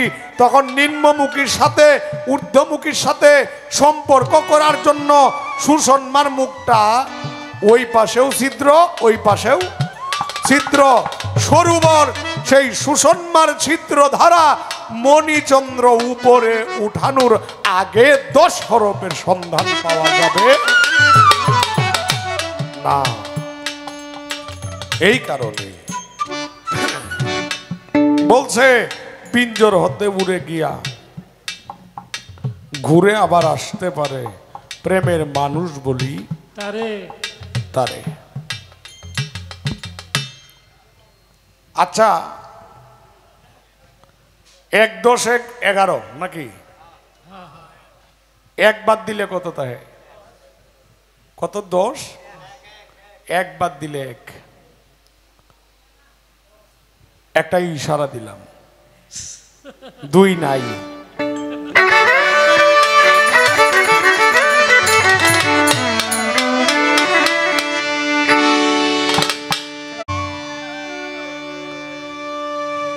আমি তো গুরু। এটা গান গাইছে টিপু সাহ বাবার নামে, তা আমার তো সারা রাত্র উপদেশ দেওয়া হইল কাজ। বুঝতে তো এটা অনেক শিল্পীরা কয় কি জানেন, যখন বিচ্ছেদ গাইতো মন্ডায় চায় তখন কয় গুরুরও গুরু আছে। এইটা কিন্তু আসলেই মিছা কথা। গুরুর গুরু আছে, কিন্তু অভিনয়ের নেওয়ার পরে গুরুর আর কোনো গুরু থাকে না। এই কারণে মিছা কথার ব্যবসা আমার কাছে নাই। একটা গান করি, কিন্তু গানটা গুরু বিচ্ছেদ, শিষ্য বিচ্ছেদ না। ওরে ভাবেরি মোরা ভবে বইরাছে যারা, টিপু সারে লইয়া তারা মারলো উরা। মরলে না রে টিপু সার ভাবেরি মোরা তোরা, মরলে না রে গুরুর প্রেমের মোরা।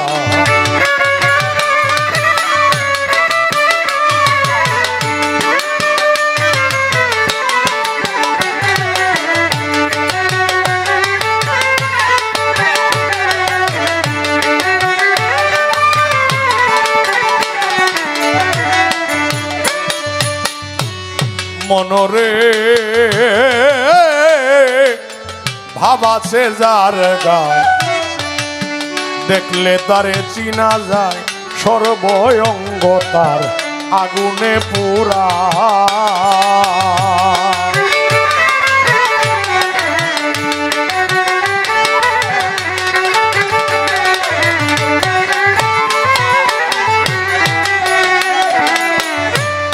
আইরে ভাবা আছে যার গায়, দেখলে চিনা যায়, সর্বঙ্গ তার আগুনে পুরা। ও তারা যারা লাপনে ভাসে 2 নয়নে,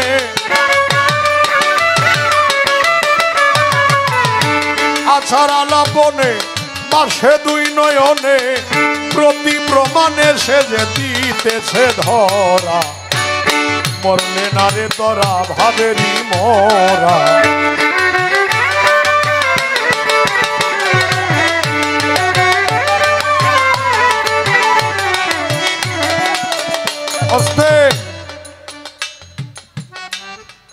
ভাবাছে যার গায়ে দেখলেই চিনা যায়, সারা অঙ্গ তার আগুনে পুরা। কয় পাঞ্জাবি পইরা, এই লম্বা চুল রাখিয়া ঘুরে, নামাজ পড়ে না, তাদেরকে কি পীর বলা যাবে? কথাটা জিজ্ঞাসা না, এটা একবার কইছে, এটা আমার মনে নাই, আবার রিফ্লে করছে। ধন্যবাদ। কারণ আমার সত্য কথা যেটা, যারা ভেষ ধরে ঘুরে তাদের কি নামাজ পড়ে না, এই সম্বন্ধে মন্তব্য কি? এই সম্বন্ধে জালালকা একটা মন্তব্য করছে কি জানো? জালালকা একটা মন্তব্য করে গেছে, বাউল শিল্পী জালালউদ্দিন খাঁ একটা মন্তব্য করে গেছে কি, স্বার্থ নিয়ে বক্তপর্ষি ছাটা দেয় না চুলদারি, গুসাইগিরি পীর পিরানি ঘুরতেছে বাড়ি বাড়ি, হবে না কারো সারাসারি, ভাবলে না তাই পরাণে।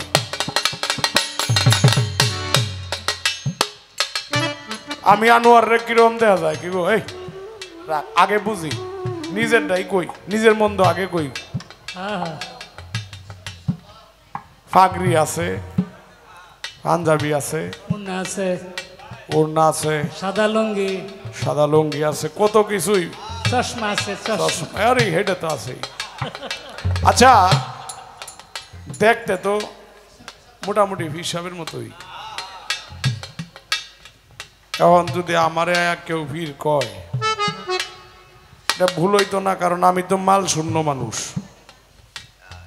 কিছুই নাই।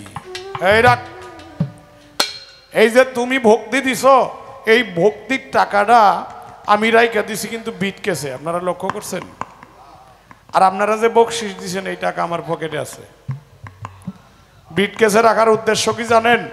আমি গুরু শিষ্য নিয়ে যা ভক্তি পাইয়া যে টাকাগুলি পাই, এই টাকাগুলি আমার পিসাব হযরত শাহ সুফি সৈয়দ মাওলানা নঈমুল কুদ্দুস আকবরী রসুলুল্লাহর 31তম আওলাদ হাওলাপুর দরবার শরীফ আমার মুর্শিদ, উনাকে আমি এই টাকাটা বুঝাইয়া দেয়া দেই, কারণ ভক্তির টাকা নেওয়ার মতো ক্ষমতা আমার নাই।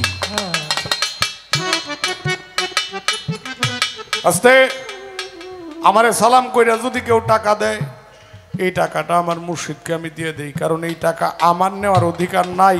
কারণ আমি কিভাবে নিব? আমার কাছে তো কিছুই নাই। যখন আমাকে সালাম করে তখন আমি বলি, ও দয়াল, তোমার ভক্তি তুমি নিও, আমার কাছে তো কিছুই নাই। তবে বাবাজি আপনারা বিরক্ত হইতেছেন? কি বলছে? ভাব আছে যার গায়ে, দেখলেই চিনা যায়, সর্বঙ্গ তার আগুনে পোড়া।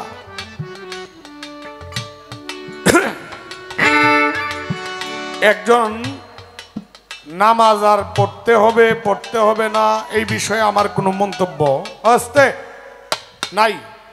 মন্তব্য আছে কি জানেন? আপনি সংসার করবেন, পিরালি করবেন, 5 ওয়াক্ত নামাজ আদায় করতে হবে। কেন জানেন? আমার মুর্শিদের দরবারে মসজিদ আছে। আমরা রে সর্বপ্রথম বায়াত হওয়ার পরেই দিছে কি, তোমার নামাজ রোজা হজ যাকাত কলেমা, তোমার মাতা পিতার খেদমত অবশ্যই করতে হবে। এই কারণেই আমার একটি কথা আছে, এই কথা হলো, আমাদের এলাকায় একজন লোক আছে, বাস্তব আমি যারা দেখছি, তার ব্যাপারে মিথ্যা কথা কয়ে লাভ আছে? ময়মনসিংহ ইউনিভার্সিটি চিনেন আপনারা? যারা কৃষি নিয়ে পড়তে চায় তারা কিন্তু ময়মনসিংহ যাইতে হয়, নাকি মিছা না সত্য? কৃষি ভার্সিটি সারা বাংলাদেশে একটা না দুইটা? একটা। এটা কোথায়? ময়মনসিংহ। সেই কৃষি ভার্সিটির ইংলিশ প্রফেসর থেকে আজকে সে পাগলের ভেসে একটা লুঙ্গি পইরা, শীতের দিনও উদাম, গরমের দিনও উদাম, অর্ধেক পানির মধ্যে শুয়ে থাকে। এরকম প্রমাণ আছে। একজন লোক বাসে গেছে, বাসে যায় কিশোরগঞ্জ কইতাছে আমি তো বাবার সাথে দেখা হইছে, আর একজনে ময়মনসিংহ কইতাছে ধরবে আমার সাথে তো বাবা কৃষি ভার্সিটির মাঠও বয়ে রয়েছে। আচ্ছা, আমি বলতে চাই, যে মানুষটা কৃষি ভার্সিটির মাঠে, এই মানুষটা 70 কিলোমিটার দূরে আরেকজনে ফোন দিয়ে কয় কিশোরগঞ্জ, বাবা আমার সাথে আড্ডা দেয়, তাইলে এটা কি সত্য না মিছা? মিছা কথা কেউ কয়? মিছা কেউ কয় না। এটা কি? এটা হলো কারামত। তার নাম হলো শাহজাহান স্যার, নামে সবাই চিনে, কারণ ওনা ইউনিভার্সিটির প্রফেসর ছিলেন, ইংলিশ প্রফেসর। কিন্তু ওনাই রেল লাইনও বইয়া রমজান মাসের দিন আমি দেখছি একটা চা মুখে নিয়ে খায়, আবার ফালায় ফালায় ফালায় আরেকজনকে কই নেও খাইল ওইটা। সে তো আর খায় না, কারণ রোজা রাখছে। তো আমি বলবো আসহাবে সুফা নামে 10 জন ব্যক্তি, কয়জন? 10 জন ব্যক্তি মসজিদে নবমীর বারান্দায় থাকতো। কোথায়? মসজিদে নববী কোথায়? মদিনায় না? যেখানে রসুল শুয়ে আছেন। সত্য না মিছা? সত্য। যদি সত্য হয় মসজিদে নববীর বারান্দায় 10 জন লোক থাকতো। মাওলা আলী রসুলকে বলছিল, আপনি একবার বলেন আমরা নামাজ পড়ি সময় তারা নামাজ পড়ে না, তারা রোজা রাখে না, তাদের নখ লম্বা, দাড়ি লম্বা, পায়ের নখ লম্বা, মাথার চুল লম্বা, গোসল করে না, ওযু করে না, তারারে খাইতেও দেখছি না। কিন্তু আমার একটি কথা, এ রাসূলুল্লাহ আপনি যদি বলেন আমি মাওলা আলীর জুলফিকার দ্বারায় তাদেরকে শেষ করে দিব, কতল করে দিব। রসুল বললেন, আলী তাদের সম্পর্কে তোমার রসুল খুব ভালো জানেন। কথা শুনছেন তো? বিরক্ত হইতেছেন? তাদের সম্পর্কে তোমার রসুল খুব ভালো জানেন। এই কথা তাদেরকে বলে নাই। তারা আর যদি খিদা লাগতো দয়াল নবীর দিকে চেয়ে থাকতো, দয়াল নবী নামাজে দাঁড়াইলে দয়াল নবীর জুতা মুবারক নিয়ে বুকের মধ্যে রাখতো বাবাজি। আর তাদের জন্য রসুল আলীকে বলছিল তাদের সম্পর্কে তোমার রসুল খুব ভালো জানেন। এই কারণে আমি বলবো মজনুনদের জন্য, যারা মজনু সদা সর্বদায় উঠতে, বইতে, খাইতে, ঘুমাইতে, বসতে সব জায়গায় যদি আল্লাহকে পাওয়ার উপাসনা করে, সে সদা সর্বদায় সালাতেরও তো থাকে, তার আর ওক্তীয় সালাতের কোনো প্রয়োজন থাকে না। কিন্তু বাবাজি আমার বউ আছে, এই আমার বউ আছে, সন্তান আছে, টেয়াও কামাই, বউ ফালি, সন্তান ফালি, লেহাফাড়া করাইতাছি, ব্যাগটাই আমার মাথাত আছে, গান গাইতাছি, চাও গাইতাছি, বন্ধু বান্ধব রেলে আড্ডাও দিতাছি। আবার মজনুনার মতো আমি বাপ লইছি, আমার নামাজ পড়তে হবে না। নাউজুবিল্লাহ, তাদের বিপক্ষে আমি সারা জীবন এই যুদ্ধ করে যাব। নামাজ অবশ্যই অবশ্যই পড়তে হবে। আরে ভাব আছে যার গায়, দেখলে চিনা যায়, সর্বঙ্গতা আগুনে পুরা। ও তারা ছাড়া লাপনে ভাসে দুই নয়নে,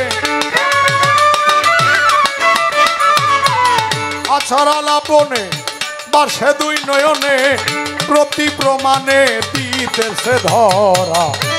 মরলে নাটি পুষা ভাবেরই মরা, মরলে নাটি পুষার নামের মরা।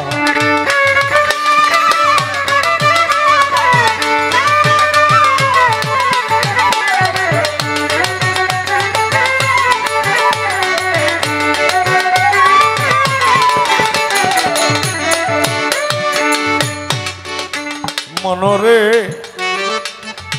তোমার এই রূপ যৌবন, আগে করয় অর্পণ, পাবে না মুর্শিদ রতন চরণ ছাড়া।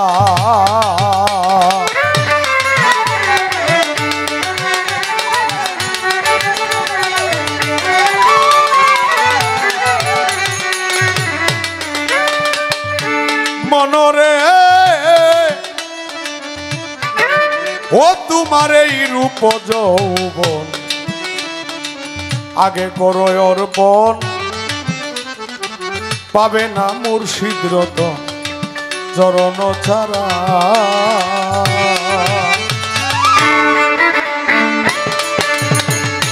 চরণে করিয়া ভক্তি নাও আগে মুক্তি,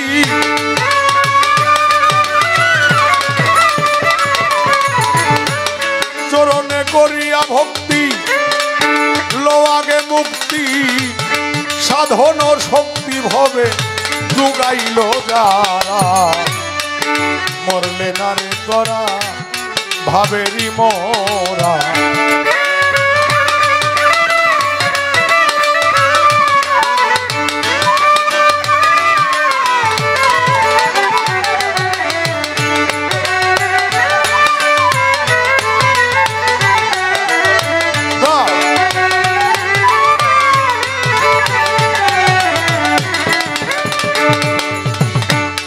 মনরে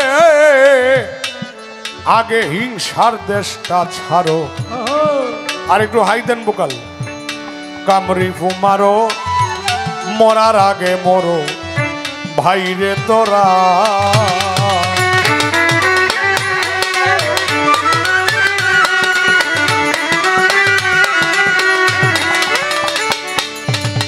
মরার আগে মরো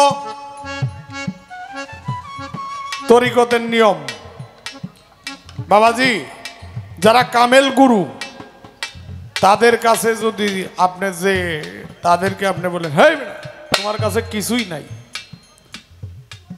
গুরু কি রাগ হইব রাগ হবে কারণ তারা দয়াল নবীর শিক্ষায় শিক্ষিত কার শিক্ষায় শিক্ষিত দয়াল নবীর শিক্ষায় শিক্ষিত এক ইহুদির খেজুরের বাগানে দয়াল নবী কাজ করতেন বালতি তুলতে যায়া পানি পড়ে গেছে বালতি তুলতে যায়া বালতি পড়ে গেছে ইহুদি আয়া তাপ্পর দিল দয়াল নবী তাপ্পরকে দয়াল নবী বলতেছে ইহুদি রে তুমি যে আমারে মারলে তুমি কি ব্যথা পেয়েছো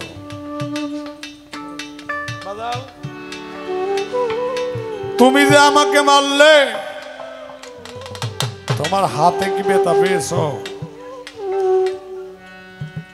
ইহুদি বলল না তো কোনো সাধারণ মানুষ নহে মারলাম আমি আবার আমারই কয় তুমি কি ব্যথা পেয়েছো আমি বলবো আমি কাউকে দোষারোপ করতে চাই না এক প্রকার মানুষ আমি তাদেরকে মানুষ বলতে লজ্জা পাই যে মানুষগুলি যার নামের উপরে আমরা ইসলাম পেলাম যে ওলি আল্লাহরা আমাদেরকে ইসলাম শিক্ষা দিয়েছেন আজকে সেই ওলি আল্লাহদের এই মাজারে হামলা করা হয় বাবাজি তারা কিরকম মানুষ এটা আমার জানা নেই কথাগুলি বিরক্ত হন আপনারা কারণ হযরত শাহ সুলতান কমরউদ্দিন রুমি ওনার 445 হিজরিতে মদনপুরের মাটিতে আগমন করেছেন নেত্রকোনা এসে বলছেন মদনাগারে বড় কালিমাতে লা ইলাহা ইল্লাল্লাহু মুহাম্মাদুর রাসূলুল্লাহ সাল্লাল্লাহু আলাইহি ওয়াসাল্লাম আর মদনাগারও দাওয়াত করলো যখন কোনোভাবেই পারে না যুদ্ধ কইরাও পারে না দাওয়াত দিল তার বাড়িতে নিয়ে 14 তোলা বিষ দিল খাওয়ার জন্য কয় তোলা 14 তোলা সেই 14 তোলা বিষ খায়াও শাহ সুলতান কমরউদ্দিন রুমি মরে নাই কারণ তারা আল্লাহ প্রেমিক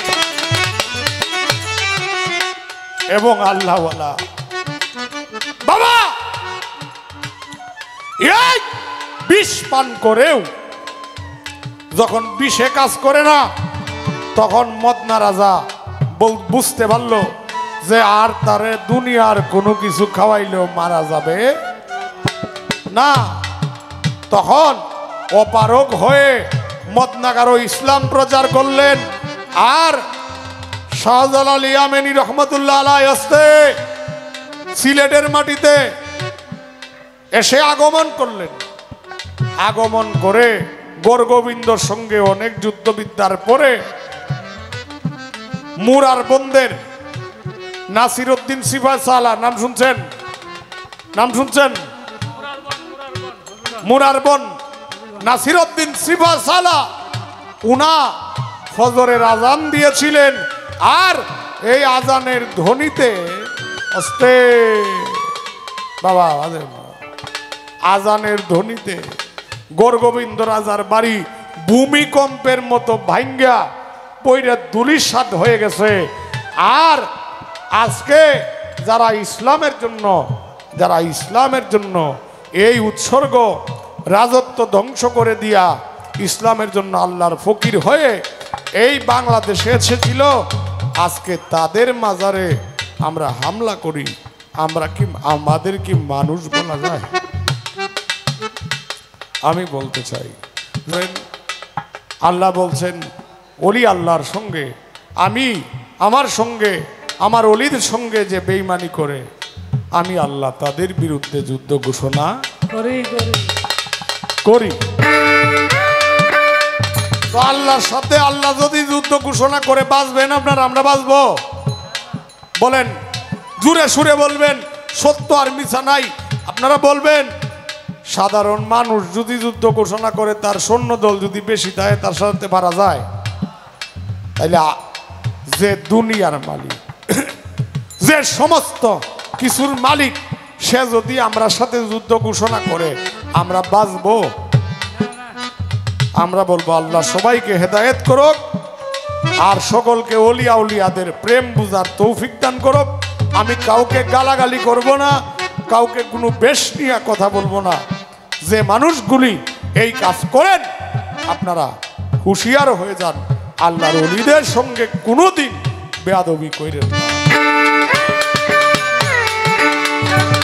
মনরে তোমারে মন কঠিন দিন আসিবে একদিন। গেন্ডে কমাইছো গেলে বুকালের, যেই দিন হবে সম্মুখে আজরাইল খারা।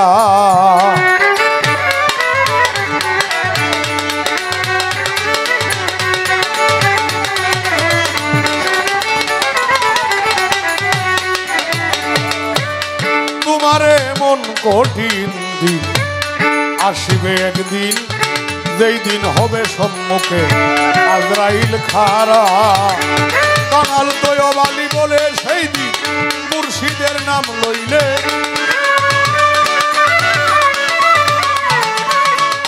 তৈবালি বলে মুর্শিদের নাম লইলে আজরাইল আসলে পরে থাকবে রে তুরা।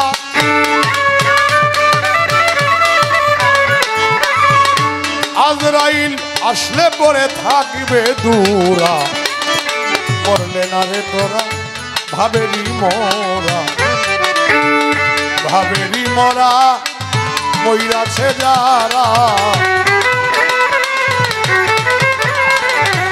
ভাবেরি মরা মইরাছে যারা, গুরুজন লইয়া যারা মারলো ওরা। করলে না রে টিপু সারা ভাবের মরা, করলে না রে